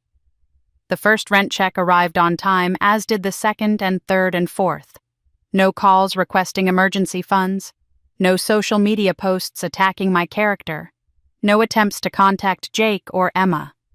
My family was learning to live by rules that weren't their own, and apparently they'd decided it was preferable to homelessness. I hosted Christmas at my apartment that year, the real Christmas, the one that mattered. Jake and Emma helped me decorate the tree with ornaments we'd collected together. We baked cookies that actually tasted good instead of the burnt offerings I used to make while stressed about family dinners. We watched movies in our pajamas and opened presents on Christmas morning without any undercurrent of dysfunction or favoritism or invisible scorekeeping.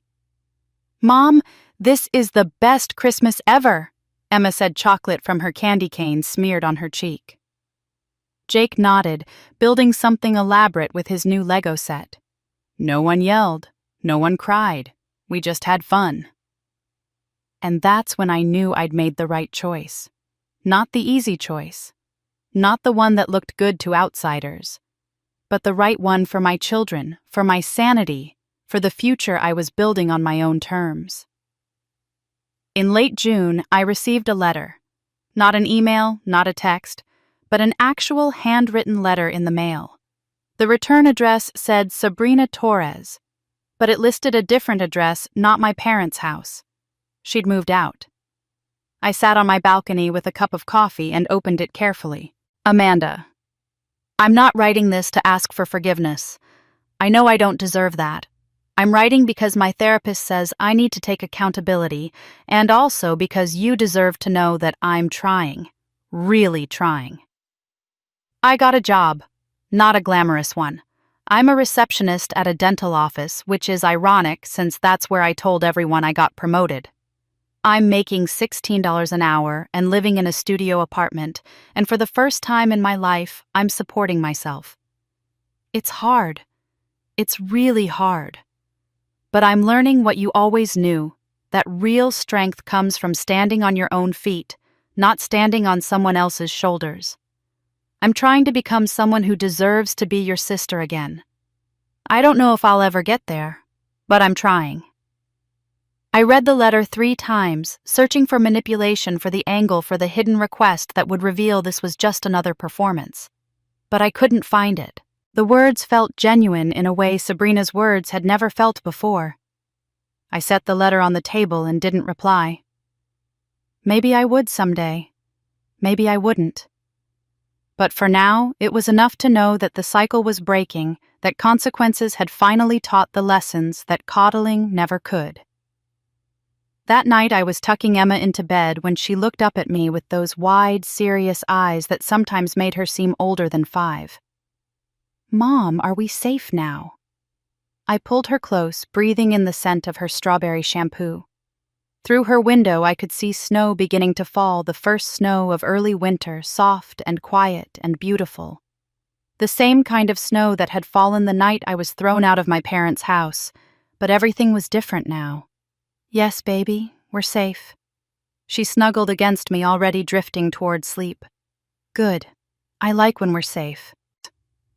I sat with her until her breathing deepened and evened out, then kissed her forehead and turned off the light. In the hallway, I passed Jake's room and heard him reading quietly to himself, content and secure in a home where love didn't come with conditions. Back in my living room, I picked up Sabrina's letter and held it for a long moment. Outside the window, snow continued to fall, covering the city in white. I thought about the girl I'd been, the one who'd believed silence was love and sacrifice was belonging. She was gone now, replaced by a woman who understood that boundaries weren't walls. They were bridges to the life you deserved. I whispered into the quiet of my home. Maybe this story isn't over, but for the first time, I get to decide how it ends. And that freedom to choose was the real victory after all. Amanda's story didn't end with a dramatic explosion or a fairy tale resolution.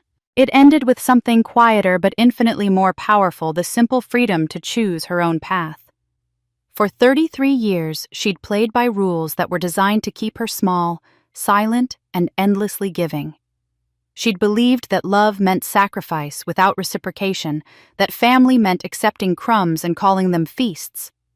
But standing in her own home, watching snow fall outside her window while her children slept safely in their beds, Amanda finally understood the truth. Real love doesn't erase you. It sees you. This story raises questions that so many of us face in our own lives, even if the details are different. How many times have we stayed silent to keep the peace? How many times have we given more than we received because we were told that's what good daughters, good mothers, good sisters are supposed to do? How many times have we let others take credit for our work, our money, our sacrifices? Because speaking up felt too dangerous, too selfish, too difficult. Amanda's journey from invisible to unshakable wasn't about becoming cruel or heartless. It was about learning that boundaries aren't betrayals, they're survival. It was about understanding that you can't save people who are determined to stay broken, and that sometimes the most loving thing you can do is let them face the consequences they've been shielded from their entire lives. The house Amanda bought wasn't revenge in the traditional sense. It was accountability wrapped in legal legitimacy. It was power reclaimed by someone who'd been powerless for too long. What strikes me most about Amanda's story is how long it took for her to see her own worth. She built a multi-million-dollar company, raised 2 beautiful children, gave over $200,000 to her family, and she still believed she wasn't enough. That's the insidious thing about being the scapegoat in a dysfunctional family. The lies you're told about yourself become the voice in your own head. It took her children asking, "Do they love us?" for Amanda to finally wake up and realize that the cycle had to end with her. Now I want to hear from you because I know many of you watching this have your own Amanda story. Maybe you're living it right now.